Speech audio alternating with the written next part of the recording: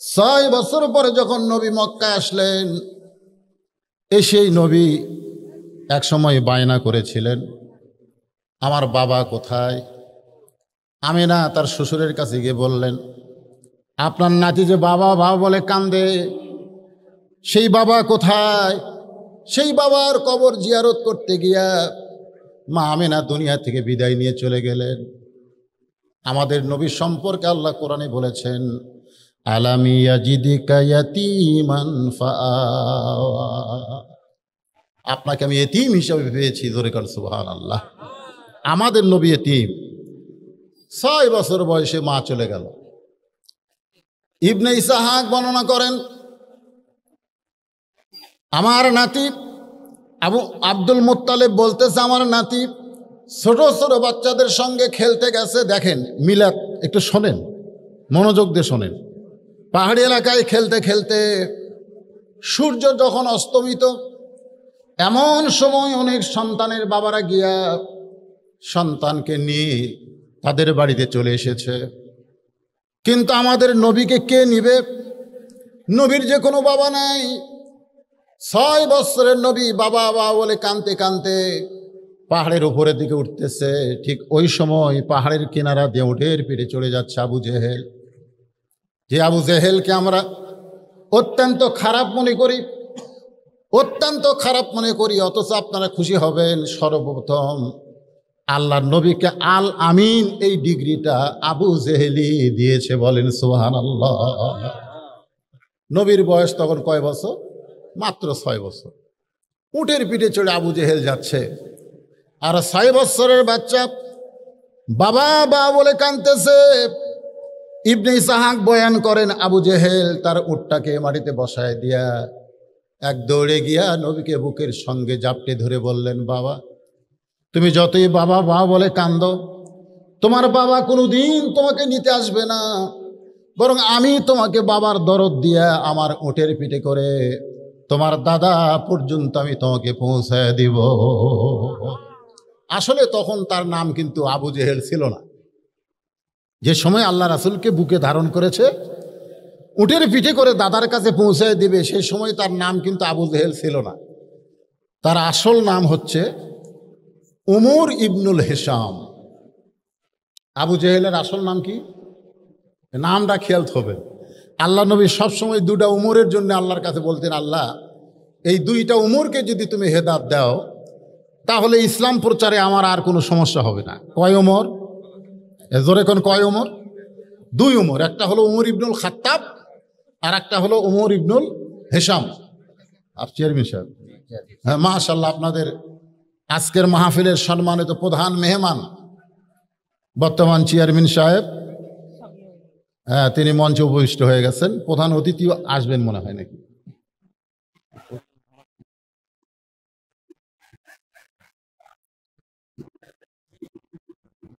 তো ভাইজান কি এখনই কিছু বলবেন না পরে? আমি যে কথা ধরছি এটা একটু শেষ করি। আচ্ছা, তো কি বলতেছিলাম, যে আবু জেহেল, ওনার নাম কি? এই নামটা খেয়াল হবে। আমরা কিন্তু আমাদের ইমামের নাম জানি না, সবাইকে আবু হানিফা আবু হানিফা। আসলে কি আবু হানিফা? তাই অনেক কিছু আমাদের অজানা। আমরা বলি আবু হানিফা। আবু হানিফা কিন্তু তার নাম না, তার নাম হলো নোমান ইবনে সাবেত। তার নাম হচ্ছে নোমান ইবনে সাবেত। কোন তো আপনারা বাংলাদেশের শতকরা কত লোক জানে যে আমাদের ইমামের নাম নোমান ইবনে সাবেত? শতকরা 2-1 জন আলেম ওলামা যারা, তারা জানে। আবু জেহেল সবাই জানে, কিন্তু ওর নাম যে উমর ইবনুল হিসাম, এটা আপনারা জানেন? জানেন না। আজকে এটা মুখস্থ রাখবেন। রাসূল সবসময় বলতেন, আল্লাহ এই 2টা উমরকে তুমি হেদায়েত দাও আল্লাহ, তাহলে ইসলাম প্রচারে আমার খুব সহজ হবে। আল্লাহ নবীর দোয়া আল্লাহ কবুল করেছেন, তবে 2 উমরের জন্য করে নাই, 1 উমরের জন্য করেছেন। ওমর ইবনুল খাত্তাব আল্লাহ নবীকে হত্যা করতে এসে মুসলমান হয়ে গেলে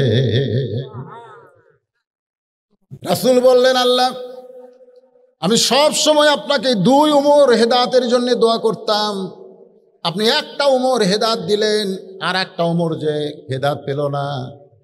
আল্লাহ বললেন, ইয়া রাসূলুল্লাহ, দোয়া দিয়ে যদি সব কাজ হয়ে যায় দোয়া দিয়ে যদি সব কাজ হয়ে যায় তাহলে আপনি দাওয়াতে বন্ধ করে দিবেন।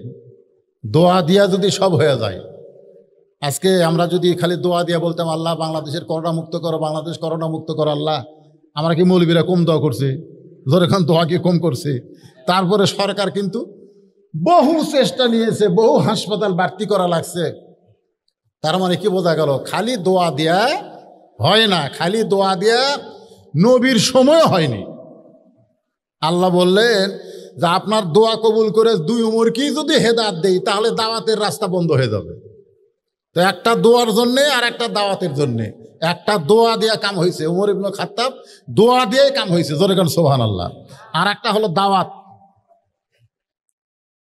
আল্লাহ রাসূল একবার না, 2 বার না, 400 বার, জোরে বলেন কতবার? 400 বার আবু জেহেলের কাছে কলেমার দাওয়াত নিয়ে গেলেন।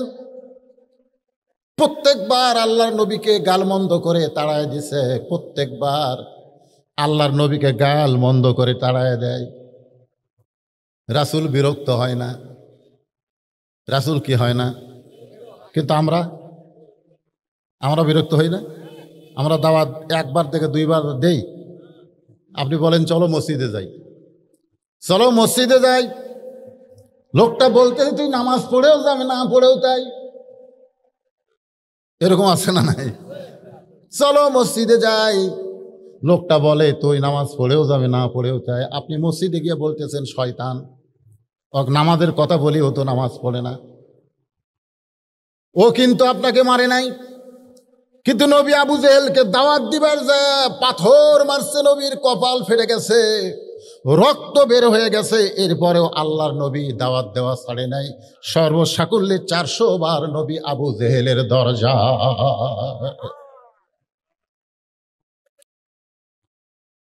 নবী মনে মনে কি যেন বলবেন, এমন সময় আল্লাহ কোরআনের আয়াত নাজিল করলেন, উদউ ইলা সাবিলি রাব্বিকা বিল হিকমা মাউইজাতিল লিল হাসানা।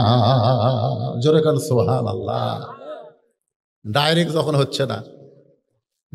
যখন হচ্ছে না তখন আপনি হিকমতের সাথে কাজ করেন। প্রতিদিন বলতেছি ভাই চেয়ারম্যান সাহেব চলেন মসজিদে যাই, চেয়ারম্যান বাদ দিলাম, চেয়ারম্যান করলাম না, আপনাদের মধ্যে একজনকে বলতেছি চলো ভাই মসজিদে যাই, কই হুজুর আপনি নামাজ পড়েও তাই, আমি না পড়েও তাই। আপনি নামাজ পড়ে কি ভালো আছেন, আর আমি নামাজ না পড়ে কদ্দুর খারাপ আপনি দেখান। আমার এক পানের দোকান আমাকে বলতেছে হুজুর সামনে কাতারে যারা নামাজ পড়ে আমার খাতা দেখেন, 200 টাকা 300 টাকা করে পান খাচ্ছে, টাকা চালি কয় কে রে আমি মরছি, আমি মরছি, গরম হয়ে যায়। ওরা সামনে কাতার নামাজ পড়ে, আর একটা লোক বেনামাজি 10 টাকা বাকি খায় না। আমি তুলি ভাই 10 টাকা করে, না ভাই দিয়ে যায়, কখন মর্ম জানি না ভাই। আমার পানের দোকানদার, আমি বুঝলাম যে নামাজের চাইতে বেনামাজি ভালো। কি বুঝতেছেন? আজকাল অনেক নামাজি আছে বেনামাজির চাইতেও খারাপ, জোরে কোন আছে না নাই? এই জন্য আল্লাহ কোরআনে বলেন ফাওয়াইলুল লিল মুসাল্লিন আল্লাযীনা হুম আন সালাতিহিম সাহুন আল্লাযীনা হুম ইরাউন ওয়া ইয়ামনাউনাল মাউন। আল্লাহু আকবার। আল্লাহ বলেছেন ইন্নাস সালাতা তানহা আনিল ফাহশাই ওয়াল মুনকার, একমাত্র নামাজই পড়ে মানুষকে যাবতীয় খারাপি থেকে বাঁচায় দিতে, অথচ নামাজ পড়ে, নামাজ পড়ার পরেও অন্যায় করে, এরকম নামাজে আছে না নাই? এই জন্যই তো বেগম মমতাজ, এই যে বর্তমানে এমপি একটা গান গাইছে, আগে করো রে মন আখেরের কাজ, ধ্যান যুগে হয় দিলের নামাজ, ও তোমার পাঞ্জে গানা নামাজ পড়া লাগবে না। আল্লাহ কয় নামাজের জোরে ফায়েশা যাবে দূরে, পাক কোরআনে রয়াছে ঘোষণা, এখন আকাম কুকাম নামাজ রোজা একসাথে বান্দিয়া বোঝা, জাহান্নামে দিয়াছ রওয়ানা, আজ কেন আল্লাহর সালাত ধরতে পারলা না? নামাজ পড়ার কথা কোরআনে কোনো জায়গায় নাই। নামাজ ধরার কথা আছে, নামাজ কায়েমের কথা আছে। জোরে বলেন কথা ঠিক কিনা? সময় হলে এই আয়াতের ভিতর দিয়ে আমি আপনাদের বোঝানোর চেষ্টা করব। তবে যেটা বলতেছি একটু মনোযোগ দিয়ে শোনেন। আবু জেহেল বুকের মধ্যে করে নবীকে নিয়ে আসলেন। উটটা তখন মাটিতে বসা, নবীকে পিছনে বসায় দিয়ে আবু জেহেল সামনে বসলেন। বসার পরে উটটাকে ওঠার জন্যে আবু জেহেল চেষ্টা করতেছে, আর ছোট্ট নবীকে বলতেছে আমার কোমর চেপে ধরো, আমার উট খুব জোরে জোরে যায়, তুমি যেন পড়ে না যাও, কারণ উটের ভিড় থেকে পড়ে গেলে তোমার কষ্ট হবে। নবী আবু জেহেলের কোমর চেপে বসে আছে, উটটা মাটিতে বসে থাকে, কিন্তু উটটা আর ওঠে না। আবু জেহেল চাবুক মারা শুরু করলো, তারপরে উটটা ওঠে না। এক সময় লোহার হাতুড়ি থলিয়া থেকে বের করে উটের মাথায় আঘাত করা শুরু করলো। উটের চামড়া কেটে রক্ত দরদর করে পড়ে যায়। উটের মুখ মাটির সঙ্গে লাগায় থাকে, চোখ দিয়ে দরদর করে পানি পড়ে, কিন্তু উটটা মাটি থেকে উঠতে চায় না। আল্লাহ রাসূল আবু জেহেলের কোমর ছেড়ে গিয়ে উটের সামনে গিয়ে দাঁড়িয়ে বললেন, উঠ রে, এই মানুষটা তোমার পিঠে চড়ে আসতেছিল, তুমি দৌড়ে দৌড়ে হাঁটতেছিলা, কিন্তু এখন তুমি এত দুর্বল কেন হলে? এত দুর্বল কেন হলে যে আমি ছোট্ট একটা বাচ্চা তোমার পিঠে চললাম, এত মারে, চামড়া কেটে রক্ত পড়ে যায়, তারপরে তুমি কেন দাঁড়াও না? উটটা ছোট্ট নবীর দিকে তাকায়া যেন বলতেছিল যে আপনার সামনে থাকবে কেউ, আর আপনাকে পিছনে বসাবে, কেউ আপনার সামনে থাকবে আর আপনাকে পিছনে বসাবে। আমি একজন জন্তু জানোয়ার হতে পারে, আমি মরে যাব, কিন্তু জমিন থেকে দাঁড়াবো না। চিন্তা করেন, এটা হচ্ছে রাসূলের মিলাদ।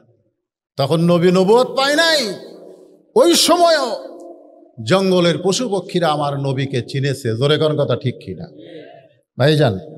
আমি আস্তে আস্তে খাদিজাতুল কুবরা থেকে নবীর সিরাতের দিকে যাব, এই আয়াতকে সামনে নিয়ে। তো চেয়ারম্যান সাহেব এসেছেন, তাদের সামনে নির্বাচনও আছে, তিনি হয়তো নির্বাচনী প্রচারণায় কোনো জায়গায় যাবেন, তার সংক্ষিপ্ত কথা বলে লা ইলাহা ইল্লাল্লাহু মুহাম্মাদুর রাসূলুল্লাহ সাল্লাল্লাহু আলাইহি সাল্লাম। এখানে আল্লাহ বলতেছেন ইন্নামাল মুমিনুনা আল্লাযীনা, মুমিন কারা? কথার দিকে, আয়াতের দিকে খেয়াল করেন। এতক্ষণ তো মিলাদ থেকে কিছু শুনলেন, এখন সিরাত আসতেছে। আবার মা খাদিজা থেকে কিছু কথা আপনাদের মা বোনদের জন্য। মেয়েরা নাকি নড়াচড়া করতেছে, গরম তো, আর মেয়েরা ওদের ধৈর্য কম। ধৈর্য কম না? হ্যাঁ, ধৈর্য কম। গন্ধম গাছের কাছে কে গেছে? হাওয়া না আদম? হাওয়াই গেছে, বোঝেন না? এরা স্টার জলসা জি বাংলা বন্ধ হয়ে গেছিল, আমি মনে করছিলাম মাশাআল্লাহ আলহামদুলিল্লাহ মোটামুটি আমাদের বউ মেয়েগুলো কি হচ্ছে, ভালো হবে, হবে কি হবে না? আবার শুনলাম নাকি চালু হচ্ছে আবার। তো যাই হোক, মা বোনেরা নড়াচড়া করেন না, আপনাকে আলোচনা আছে ইনশাল্লাহ। এখানে আল্লাহ বলতেছেন মুমিন কারা? ইন্নামাল মুমিনুনা আল্লাযীনা, মুমিন কারা?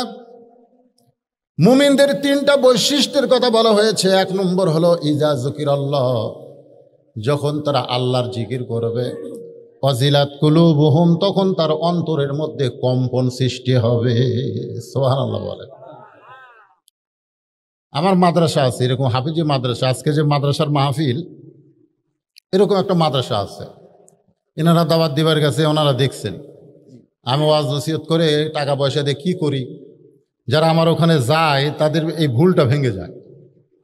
তো আমার এক ছাত্র আছে, আমি অনেক মাহফিলে বলি, নাম আব্দুল্লাহ। নাম কি? আব্দুল্লাহ। ও পেশাব করবার যায় খালি কাশে, এরকম কাশে। তা আমি আমার মোহতামিমকে বললাম, হুজুর পেশাব করতে গিয়ে কাশে, আরে কাশের ওষুধ খাওয়ান। তো মোহতামিম হাসে আর বলে, হুজুর এটা তো সেই কাশ না। তাই বললাম, এটা কিসের কাশ? কয় ওকে জিজ্ঞাসা করেন। ও যখন পেশাব শেষ করে বের হয়ে আসলো, আমি বললাম তুই কাশিস কেন? বলে হুজুর আমি পেশাব করতে করতে আমার পেশাব যখন শেষ তখন আমার মনের মধ্যে একটা ধোঁকা হয় যে আরও কিছু পেশাব হয়তো আছে, তখন আমি এরকম কাশি দেই, তো সামান্য এক ফোঁটা বাড়ায়, তা আমার ধোঁকা হয় আরও হয়তো আছে, তখন আবার কাশি দেই, তা আবার কিছু বাড়ায়, তারও যখন কাজ দিকে আর বাড়ায় না তখন পানি খরচ করি, এখন অজু করব। আয়ন আব্দুল্লাহ, তুমি মাত্র 7 বছরের বাচ্চা, এইভাবে পেশাব থেকে পবিত্র হও, পানি খরচ করো, পেশাব নিংড়ানোর পরে অজু করবা। ছেলেটা আমার দিকে তাকায় বলে হুজুর আপনি জানেন না, আল্লাহ রাসূল বলেছেন ওই ব্যক্তির কবরে সবচাইতে বেশি আযাব হবে যে পেশাব থেকে পবিত্র হয় না। আপনি জানেন না হুজুর, আমাকে বলতেছেন। আর আমি পেশাব করে অজু করার কারণ হলো আমি এমন একটা কিতাব পড়ি, আমি এমন একটা কিতাব হাত দিয়ে স্পর্শ করি যেই কিতাব অপবিত্র অবস্থায় ধরা যাবে না। সুবহানাল্লাহ বলেন না কেন? চিন্তা করছেন? ওয়াজিলাত কুলুবুহুম, অন্তরের মধ্যে কম্পন সৃষ্টি হয়। এটা কোন জিকির? আপনারা তো আজকে বাংলাদেশে বহু জিকির দেখছেন, জিকির করতে করতে মানুষ সামিয়ানার উপরে ওঠে, ওঠে এরকম নাই? আর তাহেরির জিকির তো মাশাআল্লাহ, জিকির নাই কেন করতেছে। হ্যাঁ, কিছুদিন আগে তাহেরি একটা জিকির করে ভাইরাল হয়ে গেছে। আল্লাহর ধন নবীরে দিয়া আল্লাহ গেছে গায়েব হইয়া, নবীরে ধ্যান খাজা পাইয়া, শুয়া আছে আজমিরে, কেউ ফিরে না খালি হাতে, খাজারে তোর দরবারেতে। এই জিকিরের কথা বলছে। এই জিকিরটা কেমন? শীতের মধ্যে রোদে চেয়ার নিয়ে আমি মাদ্রাসার আঙ্গিনায় বসে আছি, ছোট্ট একটা বাচ্চা হঠাৎ বের হয়ে আসলো। আমি জিজ্ঞাসা করলাম কি করবি? ও আমাকে 3টা আঙ্গুল দেখালো, 3টা। আমি বললাম 3টা কি? বলে হুজুর আপনি জানেন না, 1 নম্বর হলো পেশাব, 2 নম্বর হলো পায়খানা, আর 3 নম্বর হলো অজু থাকে না। তা আমার অজু নাই, এই জন্য আমি বের হয়েছি। তা আমি বললাম শোনো, বাংলাদেশের একটা বক্তা আছে আমির হামজা, বলছে যে অজু ছাড়াও কোরআন পড়া যায়, তো তুমি অজু করা লাগবে না, এই শীতের মধ্যে কি দরকার, যাও কোরআন পড়ো। ও আমার দিকে তাকায় বলে হুজুর ওই আমির হামজা টামজা আমি মানি না, অজু করা লাগবে। তাই বললাম কে রে, আমির হামজা মানিস না, আমাকে মানিস? আপনি মাদ্রাসার পরিচালক, মানবো না কেন? আমি বললাম অজু করা লাগবে না, যা অজু ছাড়াই আল্লাহর কোরআন পড়, তোর যত পাপ হবে সমস্ত পাপ যেন আল্লাহ আমাকে দেয়। এইরকম কথা বলে জোরে ধমক দিলাম। আমার ধমকে ছেলেটা মাদ্রাসার ভিতরে ঢুকলো। যেই মাদ্রাসার মধ্যে ঢুকলো আমি চিন্তা করলাম যে ও কি যায় কোরআন পড়তিছে, এটা দেখার জন্য তো সরাসরি দরজার যাওয়া যায় না। আমি জানলার ফাঁক দিয়ে তাকায় দেখি ও দরজার কিনারায় লুকে আছে। লুকে থাকার কারণ হলো যে আমি চেয়ারে আসি না নাই, আমি যেই চেয়ারে থাকবো না ও আবার বার হবে। তো দেখে আমার চেয়ার খালি, বের হয়েছে। বের হয়ে আমি ঘুরে এসে এই, ও তখন বলতে যে হুজুর দরকার হলে আমি মাদ্রাসা ছেড়ে যাব, কিন্তু অজু ছাড়া আল্লাহর কোরআন আমি ধরব। তখন আমি বুঝতে বললাম ওয়াজিলাত কুলুবুহুম, অন্তরের মধ্যে কম্পন সৃষ্টি করে সেই জিকির, সেই জিকিরটার নামই হচ্ছে আল্লাহর কোরআন। বিশ্বাস না হয় আপনারা সকালবেলা যখন এই বাচ্চারা কোরআন শরীফ পড়ে দেখবেন, কোরআন শরীফ পড়ার সময় কিন্তু এরকম একটা ঝোঁক ওঠে, ওঠে কি ওঠে না? এরকম একটা ঝোঁক। আমি চিন্তা করলাম এই ঝোঁকটা কি ওরা ইচ্ছা করে দেয় না ওঠে? এই ওয়াজিলাত কুলুবুহুম এটা বুঝতে গিয়ে আমি পিছন দিক দিয়ে এক ছেলেকে এর খপ করে ধরলাম, ওর ঝোঁকটা বন্ধ, ওর পড়াও বন্ধ। তাই আমি বললাম পড়, কয় না হুজুর ছাড়া দেন, ছাড়া দেন হুজুর। যেই ছাড়া দিলাম আবার শুরু করলো। তখনই বুঝলাম এখানে যে জিকির দিয়ে অন্তর মধ্যে কম্পন সৃষ্টি হবে সেই জিকিরের নাম হচ্ছে আল্লাহর কোরআন। জোরে বলেন সুবহানাল্লাহ। আজকে সেই কোরআনের মাদ্রাসার মাহফিল। হাফেজ সাহেব আমাকে বলতে যে হুজুর মেয়েরা সব উঠে যাচ্ছে, আপনি ওয়াজ করেন সারা রাত নবীর সিরাত নিয়ে, অসুবিধা নেই, কিন্তু এই মানুষ উঠে গেলে বুঝতেছেন না, এই সময়ে যে অসময় মাহফিল করা নিয়ত করেছিল যে চেয়ারম্যান 5-6 জন প্রার্থী হবে আসবে, 5-6 হাজার করে টাকা দিবে, কিছু টাকা হবে, মেম্বররা কিছু আসবে, তারা হাজার হাজার করে দিলে কিছু হবে। কিন্তু আমি তো দেখি তো শূন্য মাঠে গোল হয়ে যাচ্ছে, কিছুই হচ্ছে না। তো এক চেয়ারম্যান সাহেব আছে, আর বাদ বাকি চেয়ারম্যানেরা কেউ আসেনি। তো এরা যে নিয়ত করছিল সে নিয়তটা তো পুরা হচ্ছে না। এখন আপনারাও যদি আবার মাঝখান থেকে উঠে যান, আমার মাহফিল থেকে তো লোক উঠে যায় না রে, ঠিক আছে, তারপরেও তার ভিতরে একটা সন্দেহ ঢুকে গেছে। এই সন্দেহটা দূর করার জন্য আমি প্রাণ খুলে আপনাদের সামনে রাত 1টা পর্যন্ত যদি ওয়াজ করি, কোনো সমস্যা আছে? আগামীকাল কি আর ওয়াজ আছে? তো হঠাৎ একদিন ওয়াজ একটু বেশি শুনলে অসুবিধা কি? তো আপনাদের কাছে একটু রুমাল নিয়ে যাচ্ছে ছাত্ররা, আপনারা এই যে পকেটের কামটা করেন, 10, 20, 50, 100 যে যা পারেন আল্লাহর হস্তে 5 মিনিটের মধ্যে দিয়ে তারপরে ইনশাল্লাহ কন্টিনিউ এক ঢাল। মনে আছে আপনাদের? একটা দোয়া দিয়ে আল্লাহ কবুল করেছেন, তার নাম হলো উমর ইবনুল খাত্তাব। আর একটা দোয়া কবুল হয় নাই, দাওয়াতের জন্যে আল্লাহ রাইখা দিয়েছেন। এবং আল্লাহ রাসূল 1বার না 2বার না 400 বার তাকে কলেমার দাওয়াত দিয়েছে। মনে আছে না ভুলে গেছেন? হ্যাঁ। অথচ যখন উমর ইবনুল হিসাম ছিল তখন কি করেছে? উটের পিঠে করে দাদার কাছে পৌঁছে দিছে। আপনাদের কাছে আমি যদি রাসূলের 40 বছর, যেটা মিলাদ যেটা মিলাদ আমরা বলি, এটা 40 বছর, জোরে কোন কয় বছর? 40 বছর জীবনী নিয়ে আলোচনা করি, আপনারা কেউ মন খারাপ করবেন না, খালি শুনবেন আর শুনবেন। এই 25 বছরে যখন মা খাদিজার সঙ্গে বিয়ে হলো, মা খাদিজার বয়স কত? 40 বছর, জোরে কোন কয় বছর? কি সুন্দর একটা ঘটনা, আপনারা খালি শুনবেন আর শুনবেন।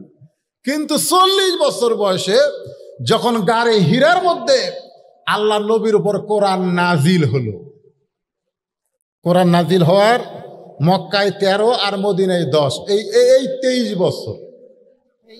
জোরে এখন কয় বছর?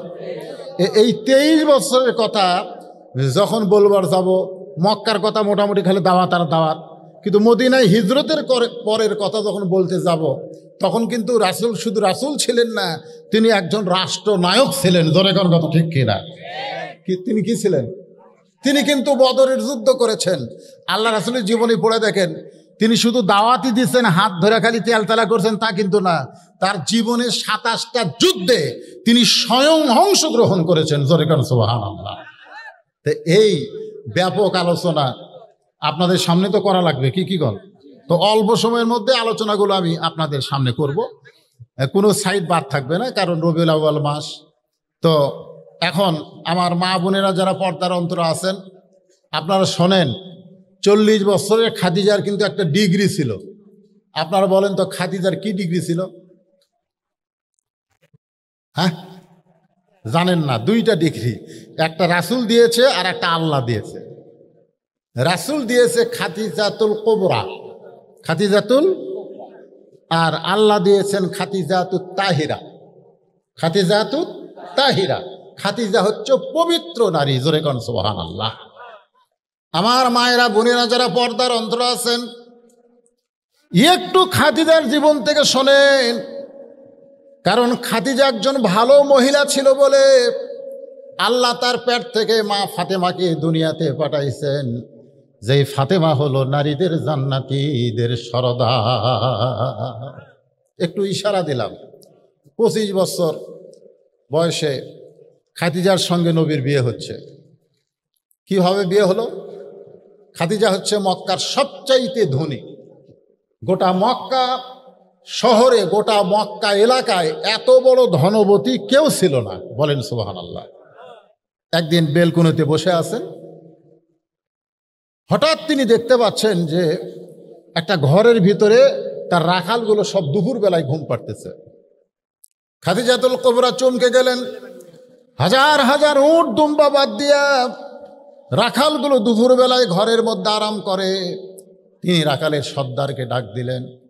রাখালের সর্দারকে রাগাত্ম স্বরে জিজ্ঞাসা করলেন, আমার হাজার হাজার উট দুম্বা বাদ দিয়া তোমরা দুপুর বেলায় ঘরের মধ্যে আরাম করো, উট দুম্বাগুলোর খবর কি? রাখালের সর্দার বলে, মালকিন, এমন একজন রাখাল আমরা ভাগ্যগুণ পেয়েছি, যে রাখালির চাকরিতে জয়েন করার পরে আপনার উট দুম্বাগুলো সব ভদ্র হয়ে গেছে। রাখাল যদি শাহাদত আঙ্গুলি তুলে বলে, উটগুলো খাও, দুম্বাগুলো খাও, তখন খাওয়া শুরু করে। যখন শাহাদাত আঙ্গুল তুলে বলে খাওয়া বন্ধ করো, তখন খাওয়া বন্ধ করে। যখন বলো চলো যাই, সঙ্গে সঙ্গে উটের লাইনে উট, দুম্বার লাইনে দুম্বা, একেবারে সারিবদ্ধ হয়ে বাড়ির দিকে রওনা দেয়। রাখালের মুখে এই কথা শুনে খাদিজাতুল কুবরা বলে যে জন্তু জানোয়ার রাখালের বাধ্য হয়, এই গাঁজাখুরি কথা তুমি আমাকে বলবা আর আমি বিশ্বাস করব? তখন কিন্তু আমাদের নবী না, আমাদের নবী কিন্তু তখন কয় বছর? 23-25 বছর। জোরে কোন কয় বছর? 25 বছর বয়স।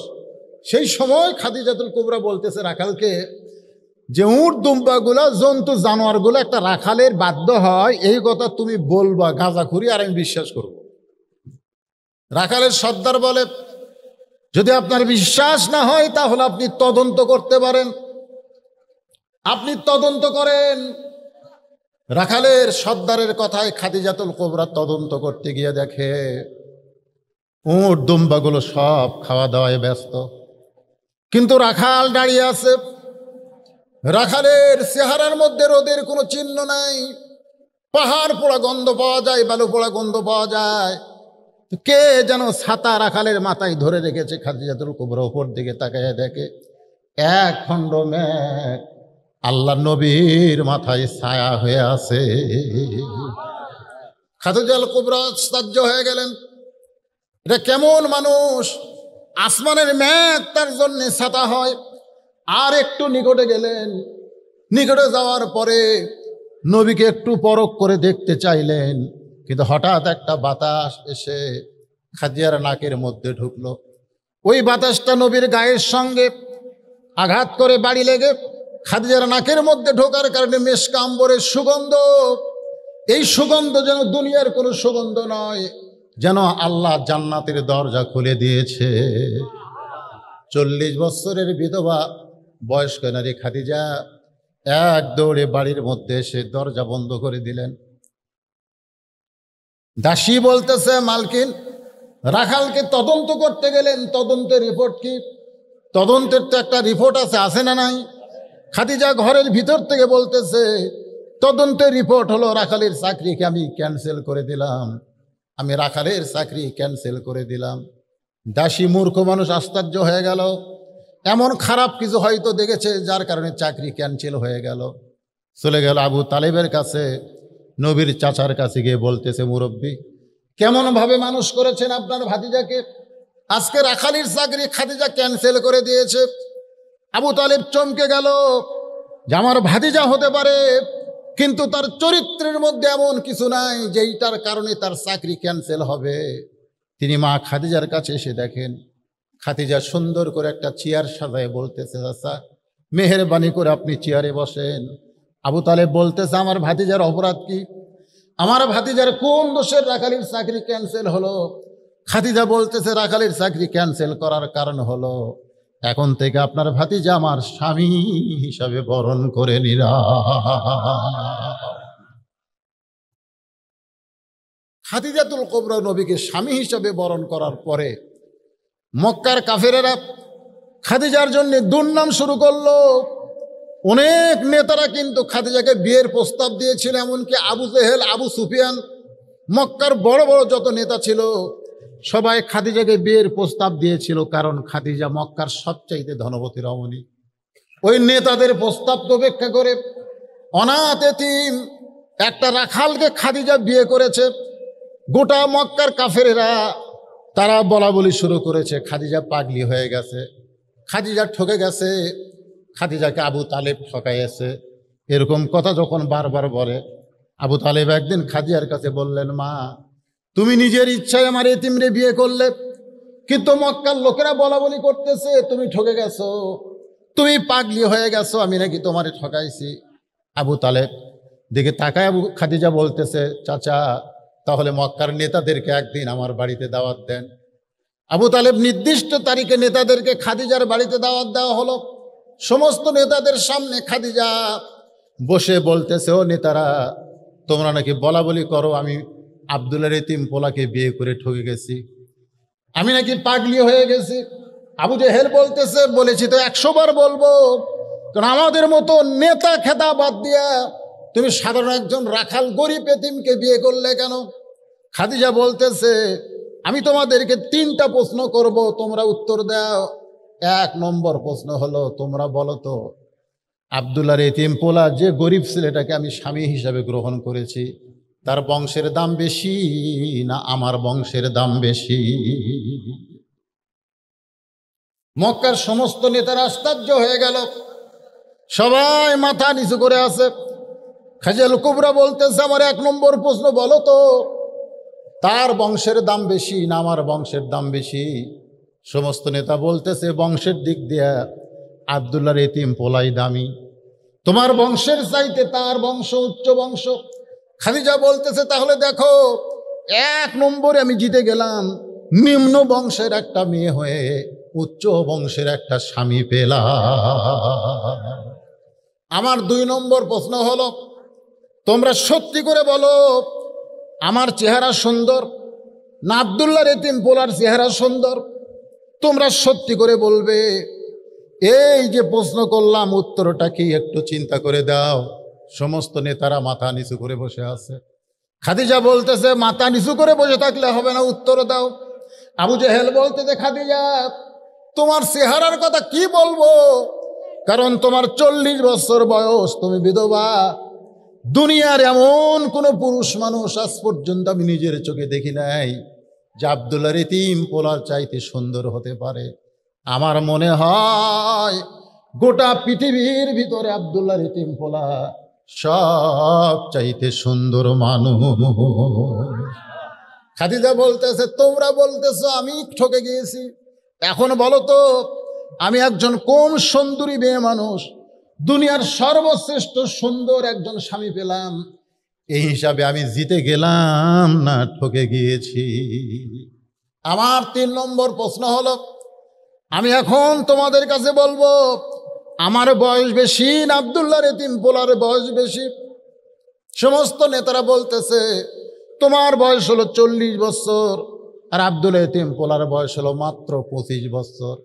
খাদিজা বলে, দেখো 40 বছরের একটা বিধবা নারী হয়ে 25 বছরের একটা যুবক স্বামী পেয়ে গেলাম, এখন বলো তো আমি ঠকলাম না আব্দুল্লাহর এতিম পোলা ঠকলো?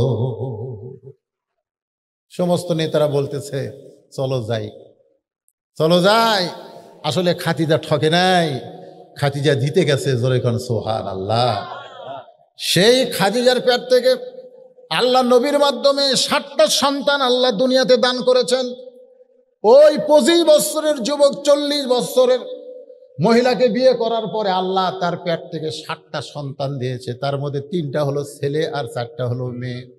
3টা ছেলে তৈয়ব তাহের, আর একটা হলো কাশেম, আর একটা হলো কাশেম। রাসূলের সর্বসাকুল্যে ছেলে হচ্ছে 4টা। ধরে কোন কয়টা?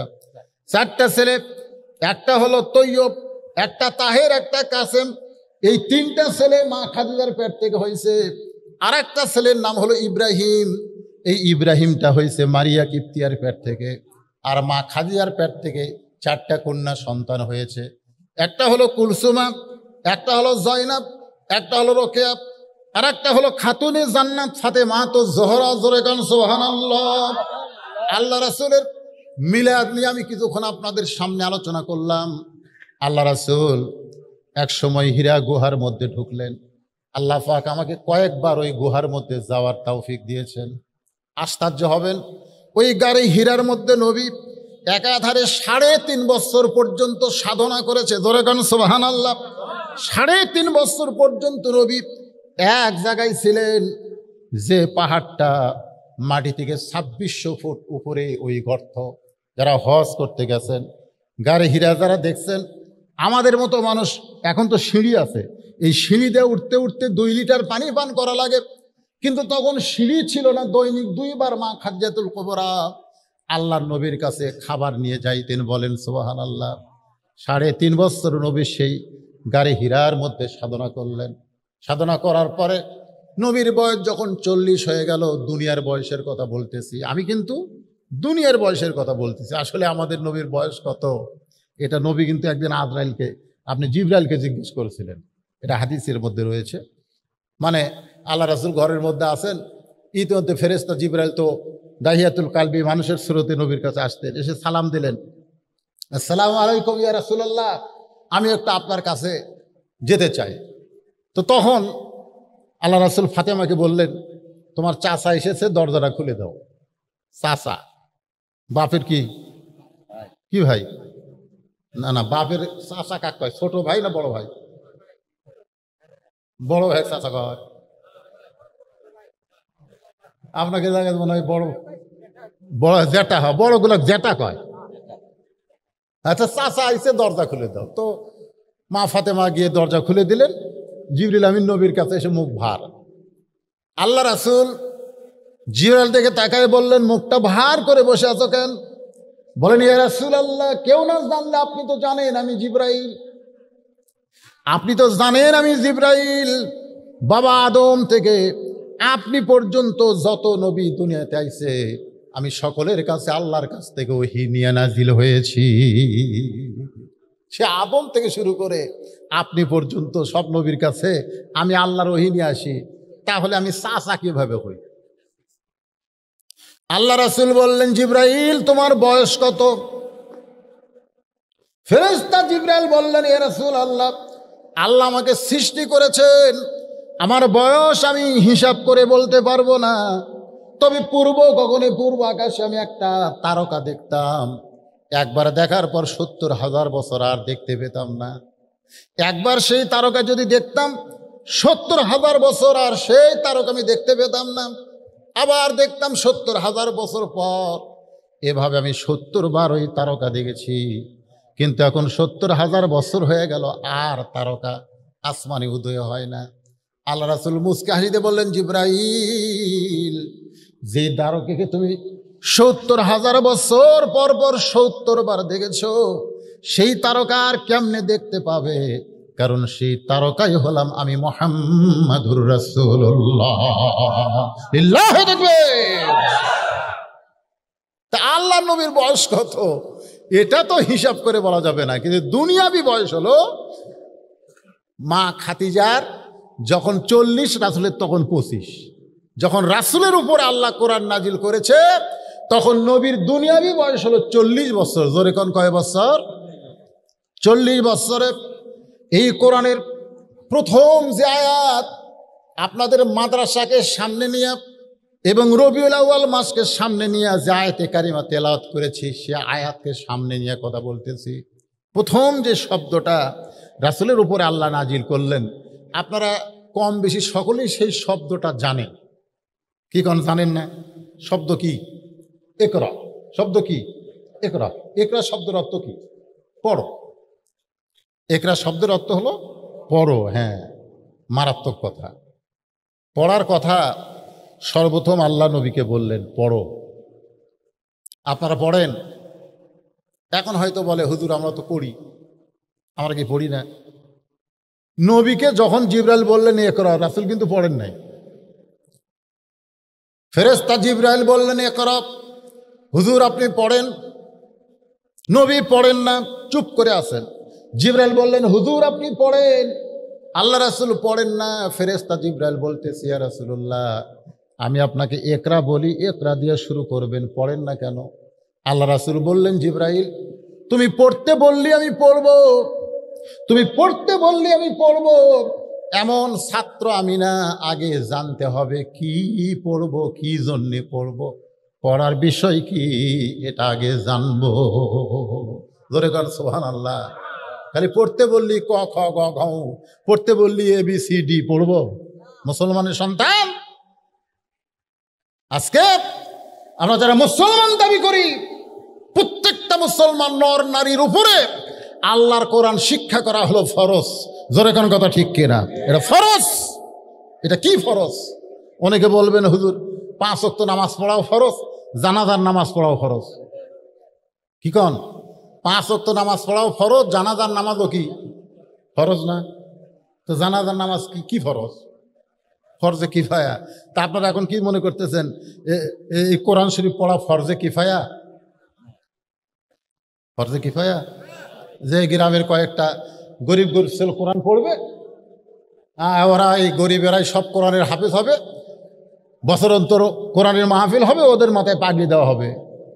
আশ্চর্য ধরনের দেশ বাংলাদেশ, যেই দেশের চেয়ারম্যানের ছেলে, এমপির ছেলে, মন্ত্রীর ছেলে, সচিবের ছেলে, ইঞ্জিনিয়ার ডাক্তারের ছেলে কোরআনের হাফেজ হতে পারে না। কোরআনের হাফেজ হয় গরিব গুরবার ছেলে। জোরে কোনো কথা ঠিক কিনা? নেই ওদের ধারণা। মোল্লার দৌড় হলো মসজিদ পর্যন্ত। একটা মৌলবি মসজিদে যাবে, মসজিদে যায়, তাও তো মসজিদে এখন আবার ইচ্ছা মতো আপনি বক্তব্য দিতে পারবেন না।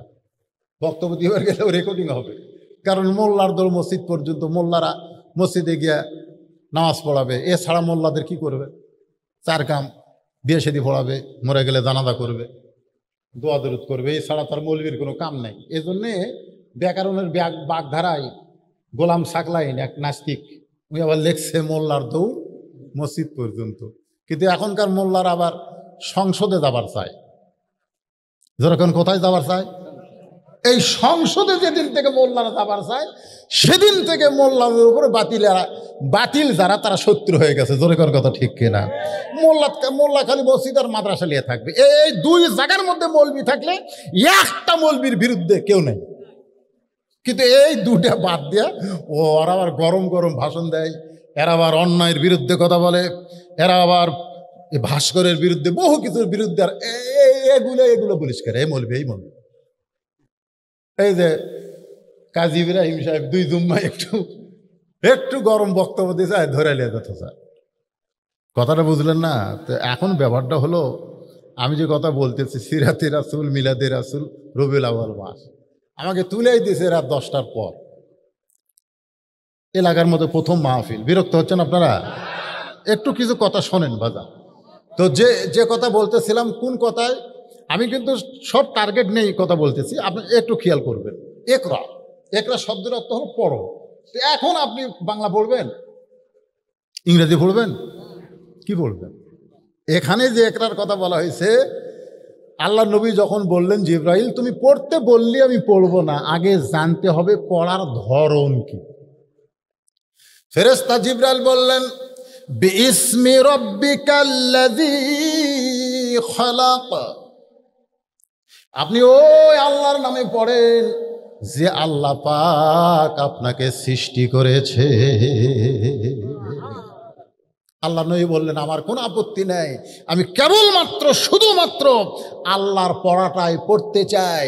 আমাদের বাংলাদেশে অনেকে বলে আমাদের নবী হলেন উম্মি নবী। উম্মি নবী, উম্মি মানে কি কয়? মূর্খ নবী। মূর্খ নবী? হ্যাঁ, অনেকে বলে, ওয়াজের রেকর্ডেও দেখবেন বক্তারা বলে নবী মূর্খ, অক্ষর জ্ঞানহীন। আরে পাগলা, নবী বলেছেন ইন্নী বুইস্তু মুআল্লিমান, নিশ্চয় আমি প্রেরিত হয়েছি শিক্ষক হিসাবে। জোরে কান সুবহানাল্লাহ। লিউতাম্মিমা মাকারিমাল আখলাক, আর আমার শিক্ষালয়ে যা ছাত্র হবে তারা চরিত্রের সার্টিফিকেটে গোল্ডেন এ প্লাস পাবে। মাদ্রাসার ছাত্ররা কোনোদিন জঙ্গি হয় না, মাদ্রাসার ছাত্ররা কোনোদিন নষ্ট হয় না, খারাপ হয় না, মাদ্রাসার ছাত্ররা কোনোদিন নিশাদ্রব্য নেয় না। জোরে বলেন কথা ঠিক কিনা? এক নম্বর হবে। রাসূল বলেছেন লিতাম্মিমা মাকারিমাল আখলাক, এদের চরিত্র দেখো। এরা কোনোদিন ছিনতাইকারী হয় না, এরা হিরোইন খায় না, এরা গাঁজা টানে না, এরা জঙ্গিলা, এরা হলো সবচাইতে ভালো মানুষ। ধরেগণ ঠিক কিনা? অথচ ওই যে বাতিলেরা কান গরম করে দিছে। এখন মাদ্রাসার উপরে নজর, হুজুরের উপরে নজর কেন? হ্যাঁ, আসেন। তাহলে কি বুঝতেছেন? যেই কোরআনের মাহফিল আইছেন, আমি বলতেছি মুমিনদের বৈশিষ্ট্য হলো কয়টা? 3টা। জোরে বলেন কয়টা? 1 নম্বর হলো ইজা যুকিরাল্লাহু ওয়াজিলাত কুলুবুহুম। 1 নম্বর বৈশিষ্ট্য হলো যখন তারা জিকির করবে, এই কোরআন শরীফ যখন যারা পড়বে, তখন তাদের অন্তরের মধ্যে কম্পন সৃষ্টি হবে। 2 নম্বর বৈশিষ্ট্য হলো ওয়া ইজা তুলিয়াত আলাইহিম আয়াতুহু জাদাতুহুম ঈমানা, তাদের ঈমান বাড়বে না কমবে? নবী নিচে আসলেন, গাড়ি হিরাই নাই তো, আর 5টা আয়াত নাজিল হয়েছে। নবী নিচে আসলেন, এসে বললেন জাম্বিলুনি, খাদিজাকে বললেন আমাকে কম্বল দিয়ে ঢাকে দাও, আমাকে কম্বল দিয়ে ঢাকে দাও। মা খাদিজা তার উরাতকে বালিশ বানায় দিয়ে নবীকে শোয়া দিয়ে কম্বল দিয়ে ঢেকে বললেন, আপনি এরকম থরথর করে কাঁপতেছেন কেন? আল্লাহ রাসূল বললেন, খাদিজা, বিশাল একটা দায়িত্ব আল্লাহ আমাকে অর্পণ করেছেন, বিশাল একটা দায়িত্ব অর্পণ করেছেন। বিশাল দায়িত্বটা কি শোনেন একটু মনোযোগ দিয়ে। রবিউল আউয়াল মাস, বিশাল দায়িত্ব কি? আমি কোরআন পড়বো, খতম দিব, প্রতি অক্ষরে 10টা করে নেকি পাবো, অসুবিধা তো নাই। আমি রমজান মাসে 3 খতম দেই। আমি প্রতিদিন সূরা ইয়াসিন পড়ি, সূরা মুলুক পড়ি, সূরা রহমান পড়ি, সূরা ওয়াকিয়া পড়ি, কোনো সমস্যা নাই। তাহলে রাসূল থরথর করে কাঁপেন কেন? কি জন্যে কাঁপেন? ওয়াইজা তুলিয়াত আলাইহিম আয়াতুহু যাদাতুহুম ঈমানান, তেলাওয়াত করলে ঈমান বেড়ে যাবে। কেমনে ঈমান বাড়বে? এই বিষয়টা মুসলমান হিসাবে আমাদের জানার দরকার আছে না নাই? আছে না নাই?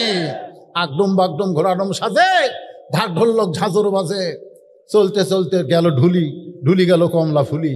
এই মিথ্যা পড়ানোর পরে মাস গেলে 35,000 টাকা বেতন পায়। একতলা প্রাইমারি এখন 4 তলা হয়।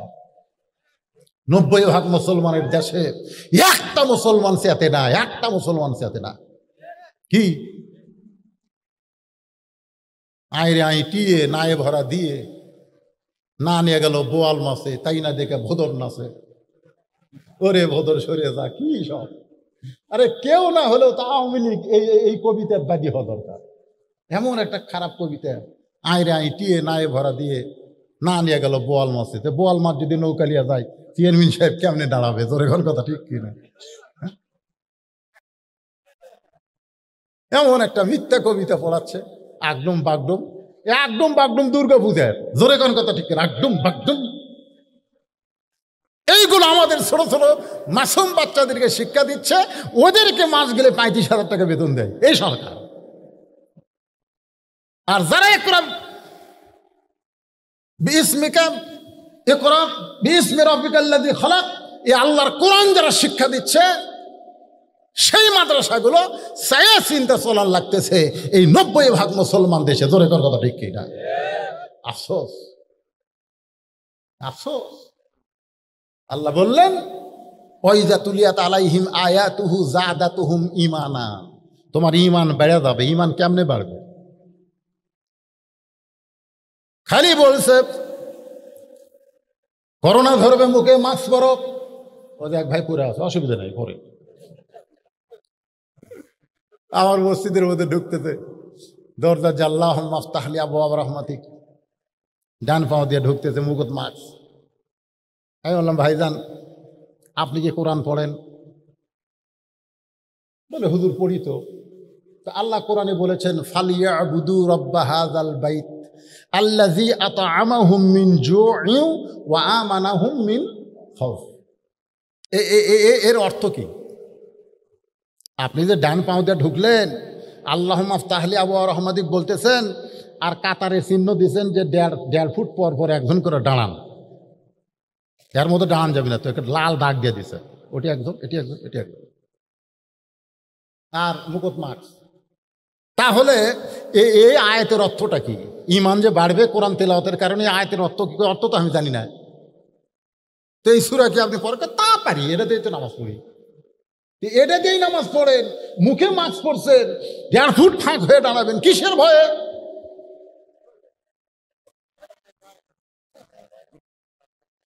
না না, আপনারা বলেন যে ঈমান যে বাড়বে, তো তাহলে কিসের ভয় আপনি 1.5 ফুট পর পর? তো বলতে তো হুজুর করোনার ভয়। তো করোনা কেমনে হয়? বলে, কাতার যদি সাফাসাফি করে দাঁড়ায়, এক ভাইয়ের দেহ থেকে আর এক ভাইয়ের করোনা হবে। করোনা কিন্তু ছোঁয়াচারও। আমি বললাম, ভাইরে, যদি তুমি মুসলমান হও, তোমার যদি ঈমান থাকে, তাহলে করোনা ছোঁয়াচারক বলার সঙ্গে সঙ্গে তুমি বেঈমান হয়ে যাবে, বেঈমান হয়ে যাবে। আল্লাহ রাসূল বলেছেন, ছোঁয়াচে বলে কোনো রোগ নাই। আচ্ছা, ছোঁয়াচে যদি রোগ হয় করোনা, তাহলে সর্বোত্তম যার করোনা হচ্ছে ওই কার সাথে ঘুরছে? না না, প্রথম যারা হচ্ছে সবচাইতে বেশি সতর্ক হলো ডাক্তার। জোরে কোন কথা ঠিক কিনা? সবচাইতে বেশি সতর্ক কে? ডাক্তার না? হাতে মুজিয়া, লাকে মুজিয়া, এত কিছু, তারপরে মরেনি। মরেনি। যমুনা ফিউচার পার্কের যিনি মালিক, তিনি করোনা যেদিন বাংলাদেশের নাম হয়েছে সেদিন থেকে কারোর সঙ্গে মিলামিশা করেনি, কথাবার্তা বলেনি, কোনো মানুষকে তার কাছে যাবার দেয়নি, অথচই করোনা হয়ে মরছে। অথচ বাংলাদেশের একটা ভ্যানওয়ালা কোনোদিন মুখে মাস্ক পরেনি, সারাদিন ঘুরেছে, একটা ফকির গোটা এলাকা ভিক্ষা করে খাচ্ছে, কোনোদিন করোনা ধরেনি। জোরে কোন কথা ঠিক কিনা? তো তাহলে কি হিসাবে সবচাইতে আগে এই ফকিরেরা মরা দরকার, এর ঘোরে বেশি। জোরে কোন কথা ঠিক কিনা? হায় হায়, ফকির ঘোরে রে, ই বাড়ি ও বাড়ি যায়, তো করোনা ধর না। আর যারা ঘর দরজা বন্ধ সব কিছু দিয়ে থাকে, ও কি যায় ধরছে। তার মানে কি? আল্লাযী পড়েন, আল্লাযী খালাকাল মাউতা ওয়াল হায়াতা লিয়াবলুয়াকুম আইয়ুকুম আহসানু আমালান ওয়া হুয়াল আজিজুল গফুর। মা খাদিজাতুল কুবরা বললেন, ইয়া রাসূলুল্লাহ, কত বড় বিশাল দায়িত্ব আল্লাহ আপনাকে দিলেন। আল্লাহ কোরআন কারিমের মধ্যেই বলে দিয়েছেন যে কোরআনের ওজন পাহাড় সহ্য করতে পারবে না, যে কোরআনের ভারত আসমান জমিন নিতে পারবে না, সেই মহা ওজনের কোরআন আল্লাহ আমার প্রতি নাজিল করেছে। এখন কোরআন মোতাবেক মানুষকে দাওয়াত দিতে হবে। ওমান আহসানু قولا ممن دعا إلى الله وعمل صالحا وقال إنني من المسلمين।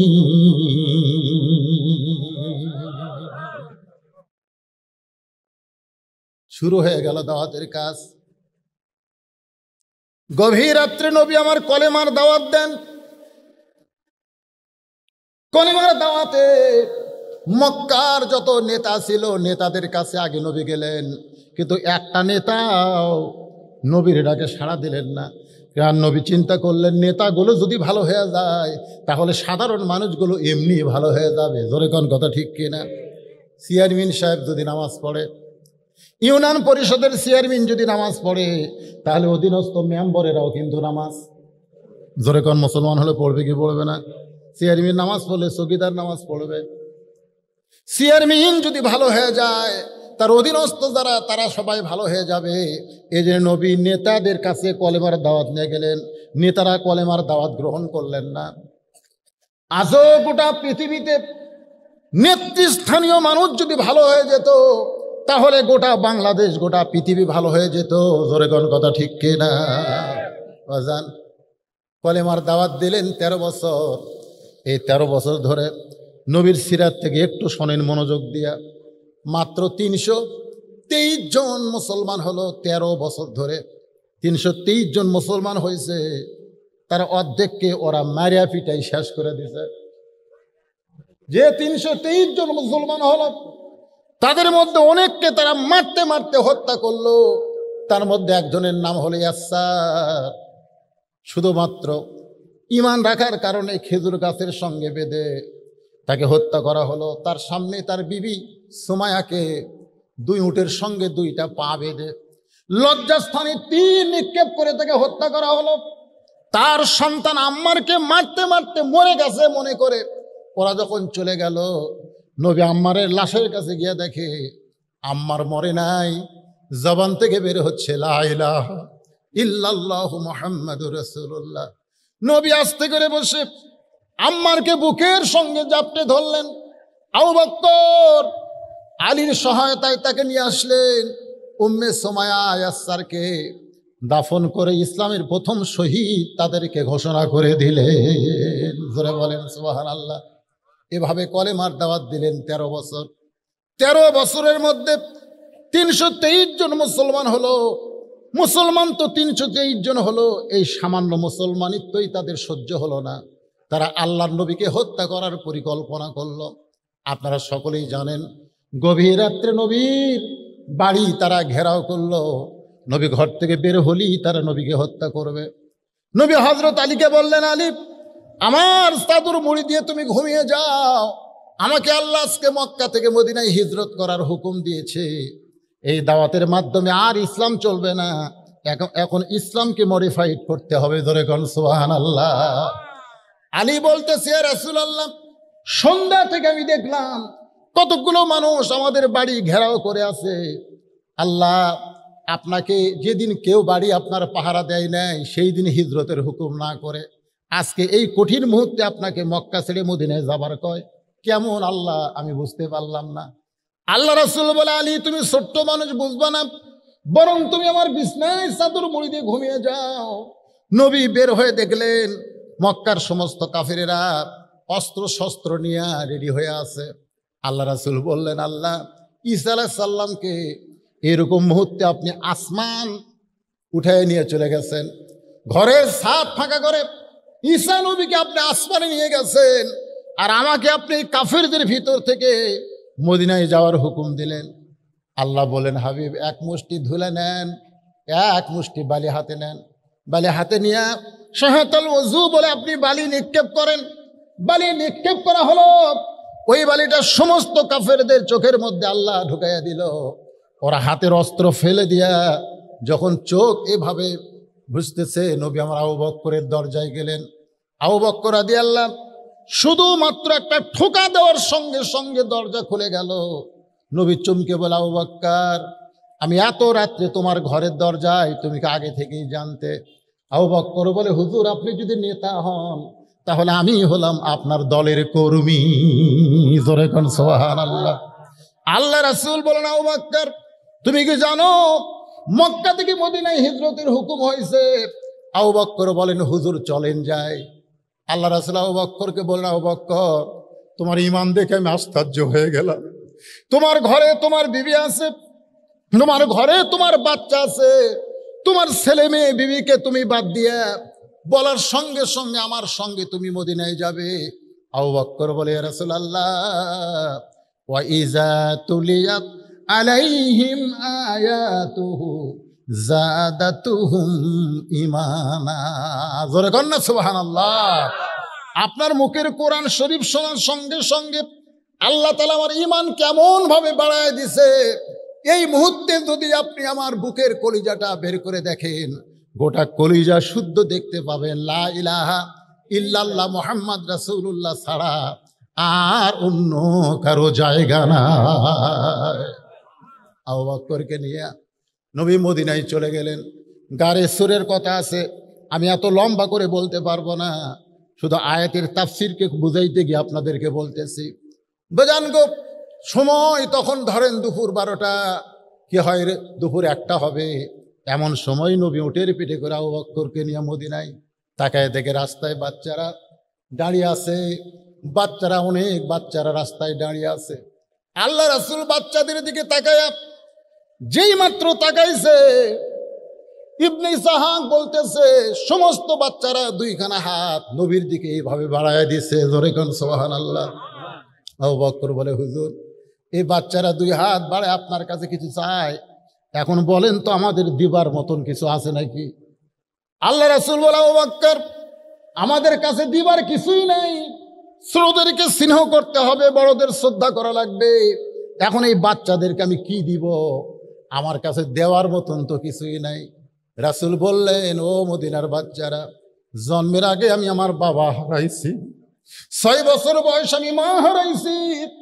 আজকে মক্কার লোকের অত্যাচারে সেই মক্কা ছেড়ে মদিনায় চলে এসেছি বাবা, এই মুহূর্তে তোমাদেরকে আমি কিছুই দিবার পারবো না। বাচ্চারা বলে, ইয়া রাসূলুল্লাহ আমরা মদিনার বাচ্চারা আপনার কাছে কিছু চাই না, 2খানা হাত বাড়ায়া আপনাকে আমাদের বুকের ভিতরে জায়গা করে দিতে চাই। আল্লাহ রাসূল উটের পিঠ থেকে নামলেন, মদিনার বাচ্চাদের মাথায় হাত দিয়ে দোয়া করলেন। সমস্ত বাচ্চারা নবীর চেহারার দিকে তাকায়া বলে, এই চাঁদ বড়র মানুষটাকে মক্কার মানুষেরা কেন পছন্দ করে না, কেন হত্যা করতে চায়? সমস্ত বাচ্চারা নবীকে ঘিরে ধরে। নবী বলতেছে, বাবা আর কতক্ষণ এখানে থাকবো? বাচ্চারা বলে, হুজুর কষ্ট নেবেন না, শুধু একটা ওয়াদা আমাদেরকে দিবেন। ওয়াদা দেওয়ার পরে আপনি উটের পিঠে চড়বেন, যেখানে আপনার উট থামবে আপনি সেখানে গিয়ে নামবেন। জোরে কোন সুবহানাল্লাহ। আল্লাহ রাসূল চমকে গিয়ে বললেন, বাবাজিরা তোমরা কি ওয়াদা চাও, কি ওয়াদা চাও? বাচ্চারা বলে, হুজুর আমাদের মাথায় হাত দিয়ে বলতে হবে আপনি আর কোনোদিন মদিনা ছাড়বেন না। শুধু এই ওয়াদাটা আমাদের মাথায় হাত দিয়ে আপনি দিবেন। আল্লাহ রাসূল আবু বকরের দিকে তাকায়। আবু বকর বলে, হুজুর কে বলে আপনার দয়ার মানুষ নাই? তাকায় দেখেন এই বাচ্চারা আপনাকে কত ভালোবাসে, আপনাকে থাকার ওয়াদা চাচ্ছে। আল্লাহ রাসূল সমস্ত বাচ্চাদের মাথায় হাত দিলেন, ওয়াদা করলেন, বাবা আমি আর তোমাদেরকে ছেড়ে কোনোদিন যাব না। নবী যখন মৃত্যুর বিছানায়, এমন সময় ফেরেশতা জিবরাইল এসে নবীকে সালাম দেয়, আসসালামু আলাইকা ইয়া রাসূলুল্লাহ। আল্লাহ নবী বলে, জিবরাইল কি খবর? বলে, হুজুর ওই যে তাকায় দেখেন আজরাইল দাঁড়িয়ে আছে, কিছুক্ষণ পর আজরাইল এসে আপনার জানটা কবজ করবে। আল্লাহ রাসূল জিবরাইলের সালাম নিলেন। জিবরাইল বিদায়ের পরে আজরাইল এসে নবীকে সালাম দিয়ে বলে, ইয়া রাসূলুল্লাহ মনে কষ্ট নেবেন না, আল্লাহ আমাকে হুকুম করেছে, হুজুর আল্লাহ আমাকে হুকুম করেছে আপনার দেহ থেকে প্রাণ পাখিটা কবজ করে আল্লাহর আরশে পৌঁছায়া দিব। আল্লাহ ডান পাশে লা ইলাহা ইল্লাল্লাহ আর আরশের বাম পাশে মুহাম্মদ রাসূলুল্লাহকে সেট করে দিবে। লিল্লাহি তাকবীর। আজকে বাংলাদেশের অনেক মসজিদে আমরা দেখি এক পাশে লা ইলাহা ইল্লাল্লাহ আছে না নাই? যেখানে আছে না নাই? আর এক পাশে কি মুহাম্মাদুর রাসূলুল্লাহ। অনেক অনেক লোক বলে যে একই লাইনে আল্লাহ এবং রাসূলের নাম রাখা যাবে না। এখন কিছু ফেতনাবাজ বার আছে, এখন কিছু ফেতনাবাজ কিন্তু আপনাদের মধ্যেও হয়তো এরকম বলবে যে আল্লাহর সাথে রাসূলের নাম রাখা যাবে না। দেখেন যে রাসূলের মাধ্যমে আমরা আল্লাহকে পেয়েছি, এখন অনেকে কিন্তু সেই রাসূলকে ছোট বানায় দেয়, আছে না নাই? আল্লাহ বলেছেন ওয়ারাফানা লাকা যিকরাক। ওয়ারাফা মানে কি? ওয়ারাফা মানে কি? সবার উপরে আপনাকে আমি আসন দিয়েছি। জোরে কোন সুবহানাল্লাহ। সবার উপরে ওয়ারাফানা লাকা যিকরাক। তারপরে আল্লাহর রাসূলের চরিত্র সম্পর্কে আল্লাহ কি বললেন? কি বললেন? ওয়া ইন্নাকা লাআলা খুলুকিন আযীম। আল্লাহর একটা আজিম নামটা নবীর চরিত্রের সঙ্গে যোগ করে দিলেন। জোরে কোন সুবহানাল্লাহ। ফেরেশতা আজরাইল বললেন, ইয়া রাসূলুল্লাহ আপনার জানটা কবজ করে ওই আল্লাহর আরশে নিয়ে যাব হুজুর, আপনি যদি হুকুম দেন। নবী ছোট বাচ্চার মতন কান্না শুরু করে দিলেন। নবীর কান্না দেখে আজরাইল বলে, ইয়া রাসূলুল্লাহ কান্দেন কেন? নবী বলতেছে, আজরাইল মদিনার বাচ্চাদের মাথায় হাত দেওয়া ওয়াদা করেছি, আমি কোনোদিন মদিনা ছাড়বো না। আজকে আমার দেহ থেকে রুহুটা নিয়ে যদি আরশে যাও, তাহলে মদিনার বাচ্চাদের মাথায় হাত দেওয়া ওয়াদা করলাম, ওয়াদা খেলাফ হয়ে যাবে। আজরাইল বলে, আল্লাহ তাহলে কি করব? আল্লাহ বলতেছে, ও আজরাইল তুমি জানো না আমি আল্লাহর চাইতেও নবী তার উম্মতকে বেশি ভালোবাসে। উম্মতের দরদি নবী দুনিয়া ছেড়ে যখন আসবে না, তাহলে শোনো, প্রত্যেকটা মুমিন বান্দার রুহুকে কবজ করে আমি ইল্লিন নামক জান্নাতের বাগানে জায়গা করে দেই। আর যারা কাফের বেঈমান তাদের জীবনটা কবজ করে সিজ্জিন নামক জাহান্নামের অতল তলদেশে ফেলে দেই।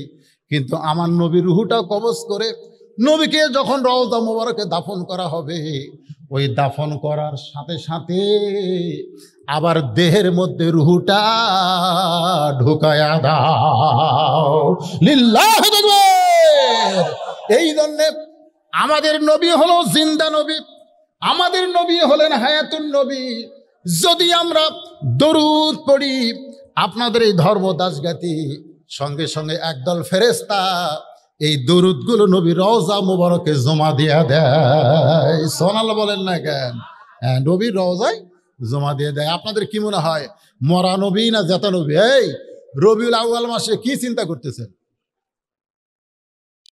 আসেন আয়াতের মুমিনদের ৩ নম্বর বৈশিষ্ট্য হলো ওয়া আলা রাব্বিহিম ইয়াতাওয়াক্কালুন। এই এদি ছেলেবেলে চিল্লাই কেন?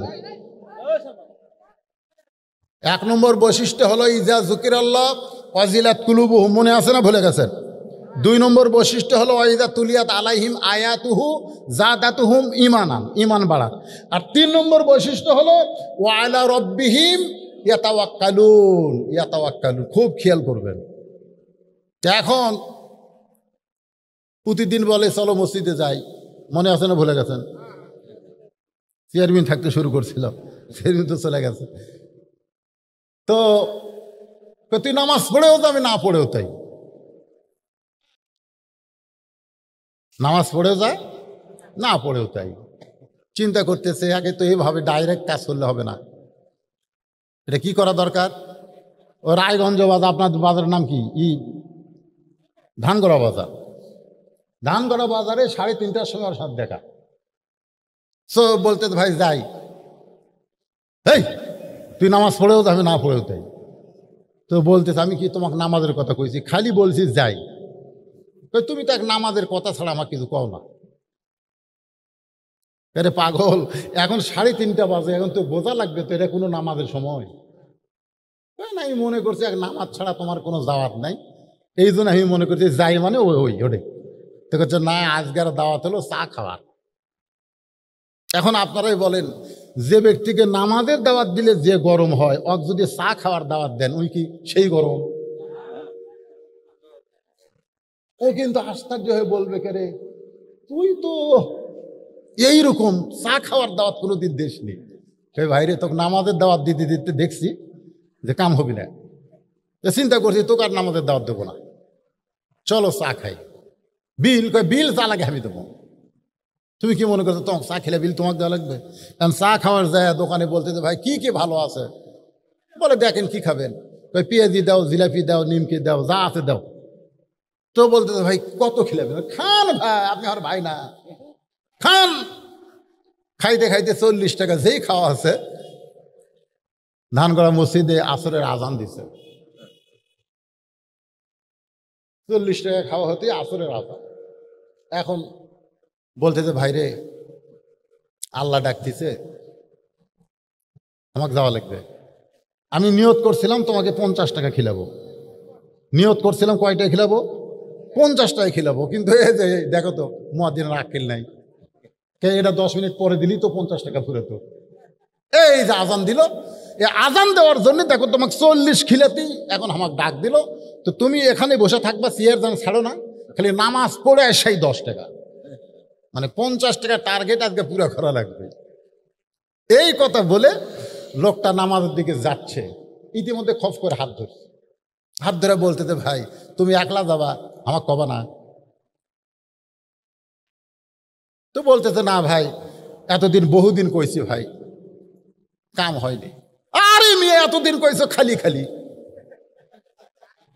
খালি খালি খালি ব্যাগের দাম আছে, খালি পকেটের দাম আছে, খালি বস্তার কোনো দাম আছে, খালি ওয়াশ শুনে লাভ আছে, খালি। এখানে যখন ব্যাগ গেল, আপনারা হয়তো কেউ ব্যাগের দিকে দিলে, আমি দেখছি তো আর আদায় হচ্ছে না, তোলার দরকার, ওটার দরকার নেই, আপনারা আর ওঠেন না। যে কয়েকজন আছেন পাকা মুসলমান একটু বসে থাকেন। তো এখন খালি পকেটের টাকা আছে কিন্তু ব্যাগত গেল না। আপনাদের অনেকে মনে হয় কি হয়, বক্তা ওয়াজ করছে আস-সাদকাতু তারুদ্দুল বালা ও তাজিদু ফিল উমর কালা রাসূলুল্লাহ সাল্লাল্লাহু আলাইহি সাল্লাম, জোরে করেন সুবহানাল্লাহ। কি ওয়াজ? আল্লাহ রাসূল বলেছেন দান সাদকা করো, আল্লাহ তোমার বালা মুসিবতকে দূর করে দিবে, আল্লাহ তোমার হায়াত বেড়ে দিবে, জোরে করেন সুবহানাল্লাহ। মুখে মাস্ক না দিয়ে 1.5 ফুট অন্তর না দাঁড়ায়া বেশি বেশি দান করেন, ওই গজব সব আল্লাহ নিয়ে যাবে, জোরে করেন কথা ঠিক কিনা? হুজুর তো 500 টাকা করে চাচ্ছে, কেউ দিচ্ছে না। তো এক লোক মাঝখানে বসে আছে, আর বহু খুব অসুস্থ, বহু ডাক্তার দেখাচ্ছে, কাম হয় না। মনে করতেছে হুজুর যখন বারবার চাচ্ছে, দেখি আজকে 500 টাকা দান করব, এই দানেতে আমার বহু ভালো হয় কিনা দেখবো, আল্লাহ নবীর হাদিস সত্যি না মিথ্যে, হুজুর আওয়াজ করা যায় নাকি সত্যি না মিথ্যে। এই কথা শুনে হাদিস বিশ্বাস করে আমি উঠে আসে 500 টাকা দিছে। যা যেই বলছে ওর কাছে একজন ছিল, মারছে ঘুরতে, খেরে তুই তো 500 টাকা হুজুরের কথা দিয়ে এলু, টাকা আমার নাই, এই দেখ 1000 টাকা আছে। এরকম খালি খালি ওয়াজ শুনি রে আমি কোনোদিন দান করি না। তো না ভাই আমি একটা নিয়ত করে করছি, দেখি আল্লাহ কি করে। যতই নিয়ত কর কাম হবি না। কি ওয়াজ শুনবো টেকা তো মুখে। একই পাড়ার দুইজন, একজন উত্তর পাড়ার একজন দক্ষিণ পাড়ার। উত্তর পাড়ার যাই 500 টাকা দান করছে, ওর বইয়ের প্যারালাইসিস 2 বছর ডাক্তার দেখায় ভালো হয় না। ওই যে দরজা না ডাক দেয় জানলার ডাকতেছে রহিমা, রহিমা মানে ওর মেয়ের নাম। ধরে কোন রহিমা কার নাম? না, মেয়ের নাম। যে ডাকছে রহিমা, সঙ্গে সঙ্গে বউ বলতেছে মেয়েটা ভালো, দুনিয়ার কোনো সার্টিফিকেট লাগবে না, স্বামীর সার্টিফিকেটই আল্লাহ বউটাকে জান্নাত দিয়ে দিল। তো মনে করতেছে ঘষায় ঘষায় দরজা খুলবে, দেখে না হেঁটে হেঁটে এসে দরজা খুলে দিছে। আমি কই আলহামদুলিল্লাহ। খেরে ন্যাংরা তুই হাঁটিস কেমনে? তাই বলতেছে যে কি যে হলো, আজকে রাত্রে স্বপ্ন দেখতেছি, তুমি তো ওয়াজ করবে গেছে, আমি স্বপ্নে হাঁটতেছি। স্বপ্নে হঠাৎ আমার ঘুম ভেঙে গেল। তখন আল্লাহ বললাম, আল্লাহ তুমি আমার পাও কেড়া লিয়ে স্বপ্নে আবার আমাকে হাঁটাও। তাই আস্তে আস্তে পায়ের দিকে দেখি পায়ের মধ্যে শক্তি।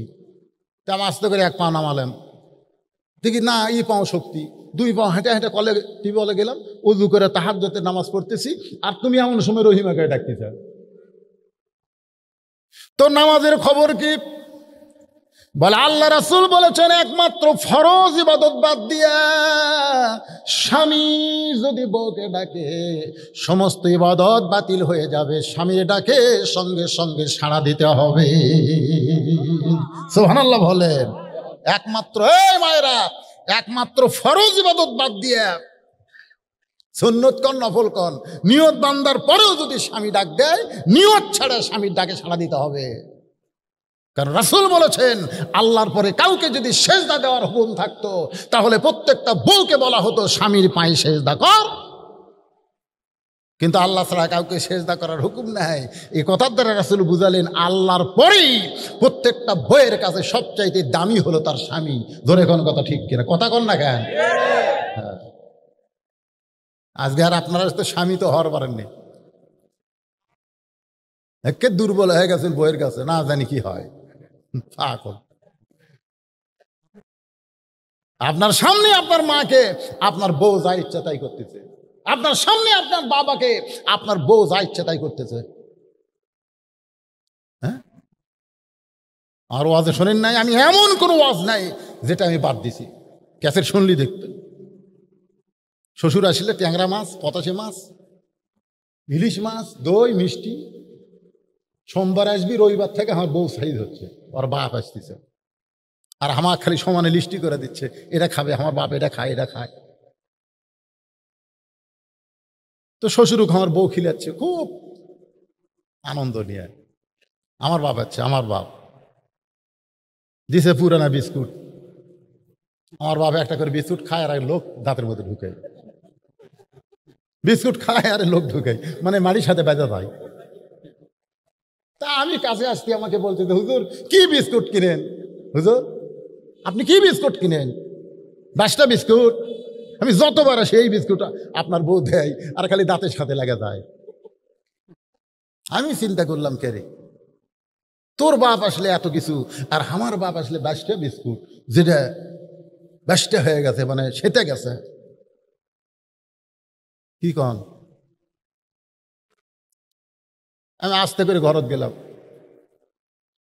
গেলাম। যে তাকাইছি বইয়ের দিকে, বউ যেই তাকাছে মুচকি হাসি দিলেন। ও দো ইলা সাবিলি রব্বিকা বিল হিকমা, একটু হিকমত। মুচকি হাসি দিলাম। বউ আসলো, যে আছে ঘরের দরজা বন্ধ করছি। আব্বা বলতে এই বুঝলো, এই বউ তুলা ঘরের দরজা বন্ধ করে দিলি কেন? আমি বললাম আব্বা আপনি একটু ধৈর্য ধরেন, ইন্নাল্লাহ মা সাবিরিন, একটু ধৈর্য ধরেন আব্বা। আব্বা ধৈর্য ধরলো, আমি টুটি ধরলাম। খেরে ফগুনির বেটে, এই তোর বাপ আসলে পাতাশি খায়, ইলিশ খায়, পক্তা খায়, দই খায়, মিষ্টি খায়, কিনে দেয়নি, দিছেন। তা আমার বাপক সেঁতানা বিস্কুট কেনা। এই ফগুনির বেটি, তো তালাক দেবো, তো তালাক দিয়ে এই সপ্তাহের মধ্যে মরদ যদি হয় বিয়া করবো। এখনই এখনই এখনই বহু মেয়ে মানুষ আমাকে হুজুর আপনার ওয়াজ শোনা হাঁক ভালো লাগে, বিয়ে করবেন? আমার বইয়ের অবস্থা নাকি রে? কিন্তু আমার বাপ মায়ের বড় অভাব রে, এই বাপ মরলেই মা মরলে আমি আর কিয়ামত পর্যন্ত খুঁজে পাবো না। আর আমার সেই বাবক তুই শয়তানা বিস্কুট দেশ, আর তোর বাপের জন্য এত কিছু টুটি ধরে ওই কান্দা কয় আল্লাহ রাস্তা আমাকে ছাড়া দেন, আজ থেকে আমার বাবু যা আপনি বাবু তাই আমার বাবু যা, আমি ছাড়া দিলাম। আমার আব্বা এরপরে 2-4 বছর পয়সা ছিল। আব্বা কাছে বাবা ঘরের দরজা বন্ধ করে তুই যে কি ওয়াজ করছিস বাবা, তোর বউ তারপর থেকে ফেরেশতা হয়ে গেছে রে। আমার মায়েরা বোনের একটু মনোযোগ দিয়ে শোনেন, নিজের বাবাকে যেমন আপনি ভালোবাসেন আপনার শ্বশুরকেও তেমন ভালোবাসবেন। আপনি কি দেখেন না আপনার স্বামী আপনার বাবাকে কেমন ভালোবাসে? শ্বশুর আসলে দেখবেন প্রত্যেকটা জামাই গোস্ত কিনতে যায়, যায় কি যায় না, কতক্ষণ যায় কি যায় না। প্রত্যেকটা জামাই শ্বশুরকে ভালোবাসে, শ্বশুরকে সালাম দেয়, শ্বশুরের সঙ্গে ভালো ব্যবহার করে। অথচ বেটার বউ তার শ্বশুরকে দেখতে পারে না। আমি মায়েদেরকে অনুরোধ করি, আপনি যদি আপনার স্বামীর ভালোবাসা চান তাহলে অবশ্যই তার বাপ মাকে আপনি ভালোবাসবেন। আসেন যেই কথা বলতেছিলাম, ওয়ালা রাব্বিহিম ইয়াতাওয়াক্কালুন, এই কথা বলতে গিয়ে আপনাদেরকে নিয়ে গেছি সেই ধানগড়ার মসজিদে, মনে আছে? এটা ভুলে গেছেন? এখন বলতেছে ভাই এতদিন খালি খালি খালি খালি, আজকে 40 টাকা খরচ করছিস, তুই একলা যাবি মানে? আমি সেখান থেকে বলতেছি খালি খালি ওয়াজ শুনে, তো এখন ওই ন্যাংরা বউ দিছে খুলে, মনে আছে না? বলে গেছেন, দরজা খুলে দিছে, বলতেছে আমি তাহাজ্জুদের নামাজ পড়তেছি আর আপনি ডাকছেন, নামাজ ছেড়ে দিয়ে যায়, দরজা খুলে দিল। লিল্লাহে তাকবীর, স্বামী তকবীর দিছে, বউ কই কে তকবীর? 500 টাকা দিছি রে, ওই যে 500 টাকা চাইছিল।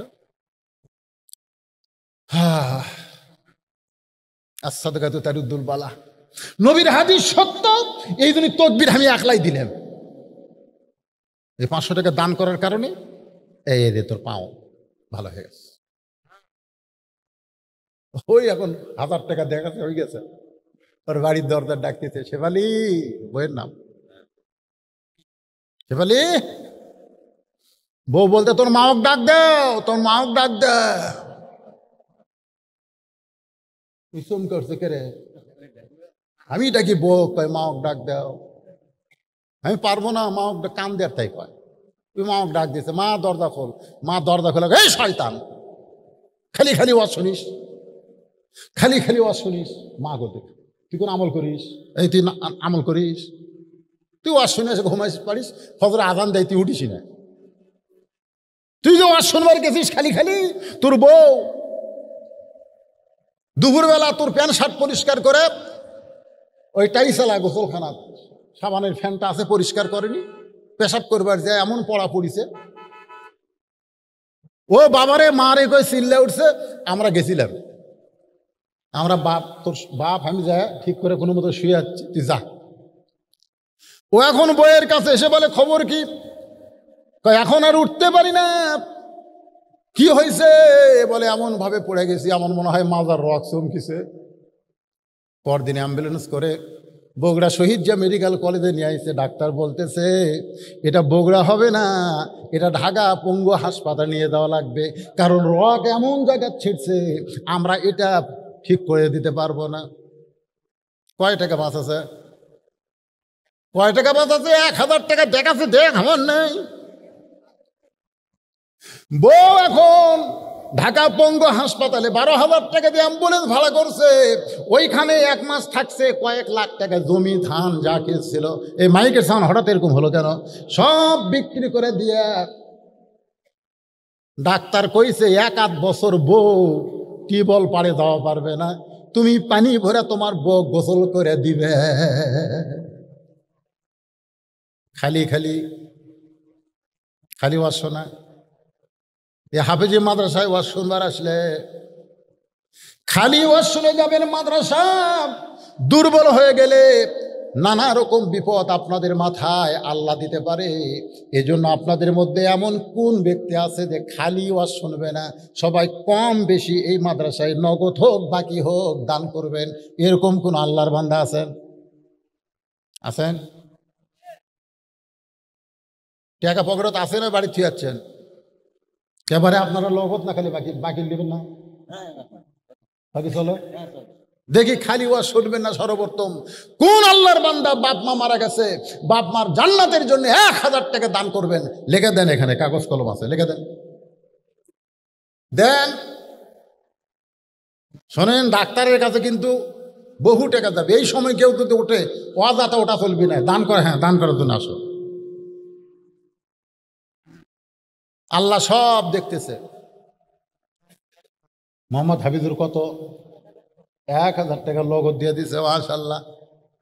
আল্লাহ আমি চাইছিলাম বাকি হোক, নগদ হোক, কিন্তু তোমার হাফিজুর বান্দা খালি খালি ওয়াজ শোনে না। আল্লাহ 1000 টাকা দান। এ ছেলে ভাই, এই সময় কেউ মাহফিল থেকে উঠবে না।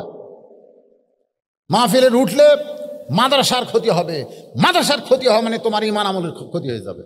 এখন উঠো না, কেবলমাত্র যারা দান করবেন তারা উঠবেন, না হয় ওখান থেকে হাত দেখাবেন, হুজুর আমি 1000 টাকা দিব, এখানে আপনার নাম লেখা হবে। হাফিজুরে 1000 টাকা দান করেছে। এর হাফিজুরে বাপ মা বাঁচে আছে না মারা গেছে? বাবা বেঁচে আছে। আল্লাহ হায়াত দারাজ করেন, আল্লাহ সুখের শান্তিতে রাখেন। 1000 টাকা দেওয়ার কারণে আপনি বলেছেন ওমা তুনফিকু মিন শাইইন ফি সাবিলিল্লাহি ওয়াফা ইলাইকুম ওয়া আনতুম লা তুজলামুন।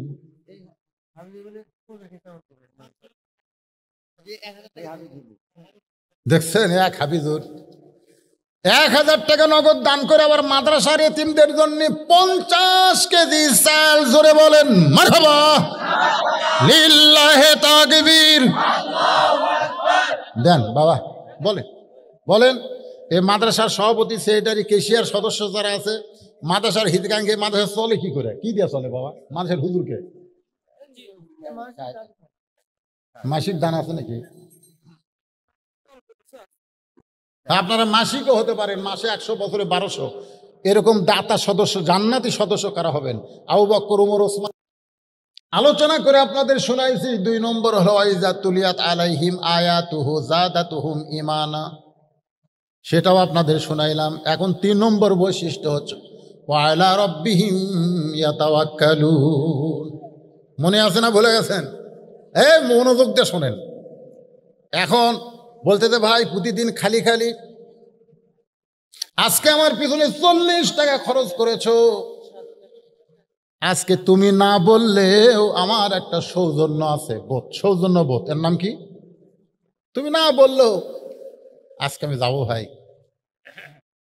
লোকটা মনে মনে কয়, আল্লাহ এতদিন খালি খালি দাওয়াত দিছিলাম, কাম হয়নি, আজকে 40 টাকা খরচ করছি, কাম হওয়ার পথে। সুবহানাল্লাহ কর না কেন? তো এখন রায় ধানগড়া মসজিদের কাছে নিয়ে যাচ্ছে আর বলতেছে, ভাই রে এতদিন তোমার খালি নামাজের কথা বলছি, তাই তুমি যে রাগ হছো, তো আজকে তোমাকে আর একটা কথা বলে। আজ আবার কি? আর কি? আরে যা কবা তাই শুনবো। বলতেছে ভাই ওযু করা লাগবে। আচ্ছা আপনারা বলেন তো, এতদিন কি ওযুর কথা কছে? কিসের কথা কছে? নামাজের কথা। নামাজ পড়বার গেলে ওযু আছে না নাই? তো বলতে তো ভাই জানো ওযু করা লাগবে। হবে না, ওলা হবে না, ওলা মারে ফতে কথাগুলো হবে না। শোনেন, শরীয়ত শুনতেছেন না, কথা বুঝতেছেন আমার? তো এখন বলতেছে ভাই কি করা লাগবে? বলতেছে ভাই তুই যা বলবি তাই শুনবো। যে আমার পিছনে 40 টাকা খরচ করছে, আরো 10 টাকা আমাকে খরচ করে খাওয়াবে, তার সৌজন্যে ওযু করতে আমার কোনো সমস্যা। ওযু করার পরে বলতেছে ভাই এ আল্লাহর ঘরে ঢুকতে গেলে একটা নিয়ম আছে। বলে কিসের নিয়ম? বলে ডান পায়ে ঢোকা লাগবে, ডান পায়ে ঢুকতে হবে। আল্লাহ রাসূল বলেন, ডান পায়ে যারা মসজিদের মধ্যে ঢোকে, হাসরের ময়দানের কঠিন সময় আমার আল্লাহ তাআলা ডান হাতে তাদের আমলনামা দিবে, তারা হাসতে হাসতে আল্লাহর জান্নাতের মধ্যে প্রবেশ করবে। এখন ডান পায়ে শুধু ঢুকলে হবে না, কয় আবার কি করা লাগবে? বলে একটা দোয়া পড়া লাগবে। খোকনের বউ, হ্যাঁ, মেয়ে মানুষ টাকা দিলে নাম বলা লাগবে। আমি এক জায়গার নাম বলিনি, ওই লোক ধরছে, যেই টাকা দিয়ে গেছে ওই মেয়ে মানুষ ধরছে, তুই টাকা দিস নি। তো কাছে দিছি, দিলে আমার নাম কবি না কেন? এই তো কেন? সেদিন খোকনের বউ 100 টাকা দিছে, পাওয়া গেছে। পুরুষ মানুষের অত সন্দেহ নাই, কিন্তু মেয়ে মানুষ আছে না নাই? জোরে কর। এখন বলতে যে ভাইজান দোয়া পড়ো, আল্লাহুম্মা আফতাহ লি আবওয়াবা রহমাতিক। আমি লোকটাকে বললাম, মুখে মাস্ক পরে মসজিদের মধ্যে ঢুকলেন আর 1.5 ফুট পর পর দাঁড়াবেন, অথচ আপনি কি বললেন? ফালিয়াবুদু রব্বা হাযাল বাইত আল্লাযী আত'আমাহুম মিন জু'ইন ওয়া আমানাহুম মিন খাউফ। আল্লাহ বলেছেন, এই ঘরের মালিকের যারা ইবাদত করবে, এই ঘর মানে কাবা ঘর, এই কাবা ঘর মসজিদ ঘরের মালিকের যারা ইবাদত করবে, মসজিদের মধ্যে ঢোকার সঙ্গে সঙ্গে তাদের 2টা জিনিস দেওয়া হবে। 1 নম্বর হলো তাদের কোনো রেজেকের পেরেশানি থাকবে না, আর 2 নম্বর হলো যাবতীয় ভয় ভীতি থেকে আল্লাহ তাকে নিরাপত্তা দিয়ে দিবে। তাহলে আপনারা বলেন তো, মসজিদের মধ্যে ঢুকলে কোনো ভয় আছে? তারপরে মুখে মাস্ক দিয়ে ঢুকছে, ওর কি আল্লাহর উপর তাওয়াক্কুল আছে? ওয়া আলা রব্বিহিম ইয়াতাওয়াক্কালুন। বুঝানোর জন্য বলতেছি, একটু খেয়াল করেন তো। দোয়া পড়ে লোকটা মসজিদের মধ্যে যেই মাত্র ঢুকছে, কে? বেনামাজি। যেই ঢুকছে নামাজি এবার সামনে কাতারে গিয়া আল্লাহর কাছে বলতেছে, আল্লাহ আল্লাহ, বিনা হাজী সাহেবের বেটি 500 টাকা দান করছে, মা বিনা, আল্লাহ মার দান কবুল কর, আল্লাহুম্মা আমিন। এখন সামনে কাতারে গিয়ে, ভাইজান একটু মনোযোগ দিয়ে শোনেন, সামনে কাতারে গিয়ে বলতেছে, আল্লাহ এখন টাকা দেন না তো, পরে দেন। আল্লাহ এতদিন খালি খালি দাওয়াত দিছে, চটকা দিছে, বগুড়ার ভাষা হলো চটকা দেওয়া। 3 নামাজ পড়েও তো আমি না পড়েও তাই, আজকে 40 টাকা খরচ করার কারণে তোমার বান্দা মসজিদের মধ্যে ঢুকছে। আমার দায়িত্ব হলো তোমার বেনামাজি বান্দাকে মসজিদের মধ্যে ঢুকান, আর তোমার দায়িত্ব হলো হেদায়েতের মালা পরা। যেরকম সুবহানাল্লাহ। আমার দায়িত্ব হেদায়েত দেওয়া না, আমার দায়িত্ব কি? দাওয়াত দেওয়া। যেরকম আমার দায়িত্ব কি? কথাটা শোনেন, আমার দায়িত্ব হলো দাওয়াত দেওয়া। আমি দাওয়াত দিয়ে যেভাবেই হোক তোমার বান্দাকে মসজিদের মধ্যে ঢুকেছি। এখন তুমি ইসলামের মধ্যে ঢুকাবা না সেটা তোমার। আমার দায়িত্ব শেষ, এখন তোমার শুরু। এইভাবে যখন দাওয়াতকারী আল্লাহর কাছে বলতেছে সামনে কাতারে গিয়া, আপনারা বলেন তো আল্লাহ তার কথা শুনবে না?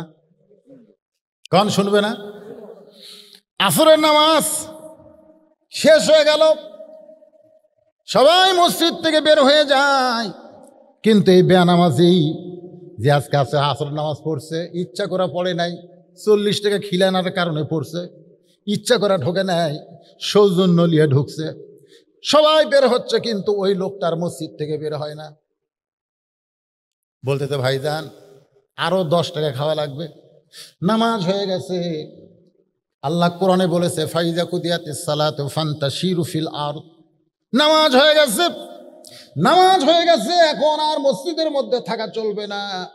নামাজ হয়ে গেলে মসজিদ থেকে বের হওয়া লাগবে। এখন সবাই জোহরের নামাজ পড়ে বাড়িতে গেছে, কিন্তু ওরা 4 জন 5 ফ্যান দিয়ে গল্প মারতেছে।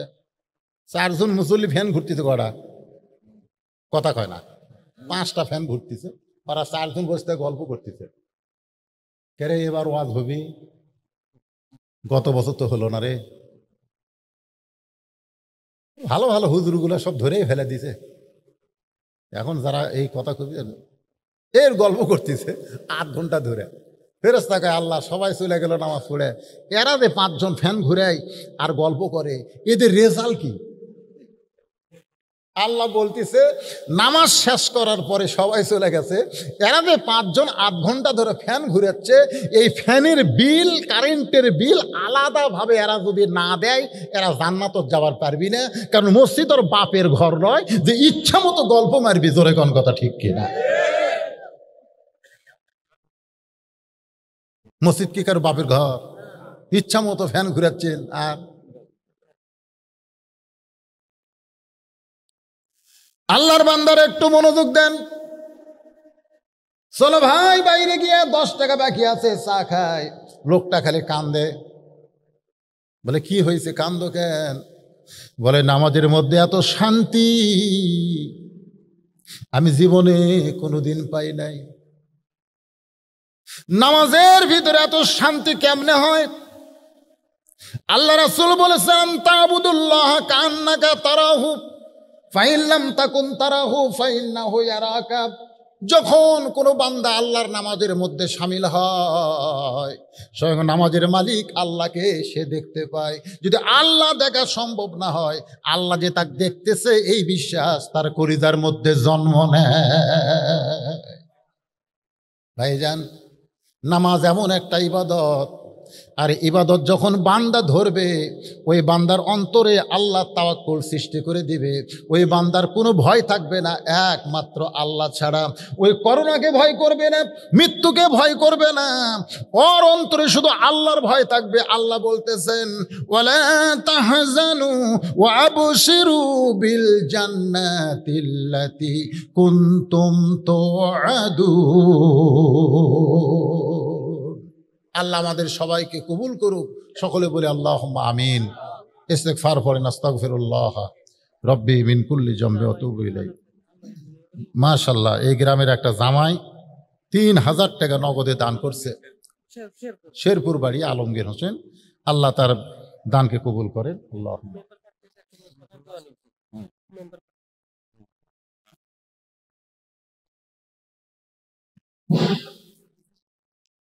ইন্নাকা হামিদুম মাজিদ। আল্লাহুম্মা বারিক আলা মুহাম্মাদ ওয়া আলা আলি মুহাম্মাদ কামা বারাকতা আলা ইব্রাহিম ওয়া আলা আলি ইব্রাহিম ইন্নাকা হামিদুম মাজিদ। ভাইজান, এই যারা ঘোরাফেরা করতেছেন বসেন, দোয়ার সময় বসাটা আদবি। সবাই বসেন, সবাই বসেন। এত রাত পর্যন্ত আল্লাহ যাদেরকে চেতন রাখছে দোয়ায় শামিল হন, বসেন। আর দোয়া মুখল ইবাদত। হ্যাঁ, দোয়া কিন্তু একটা আলাদা একটা ইবাদত, এর একটা ইবাদত দোয়া করা। তো দোয়ার আগে একটা অন্ধ হাফেজ মাগরিবের নামাজের পর আপনাদের সামনে ৮ ঘন্টা ওয়াজ করছে। অন্ধ মানুষ ৩০ পারা কোরআন শুনে শুনে মুখস্থ করে। আলহামদুলিল্লাহ আমিনকাস সালাম তাবারাকতা ইয়া যাল জালালি ওয়াল ইকরাম।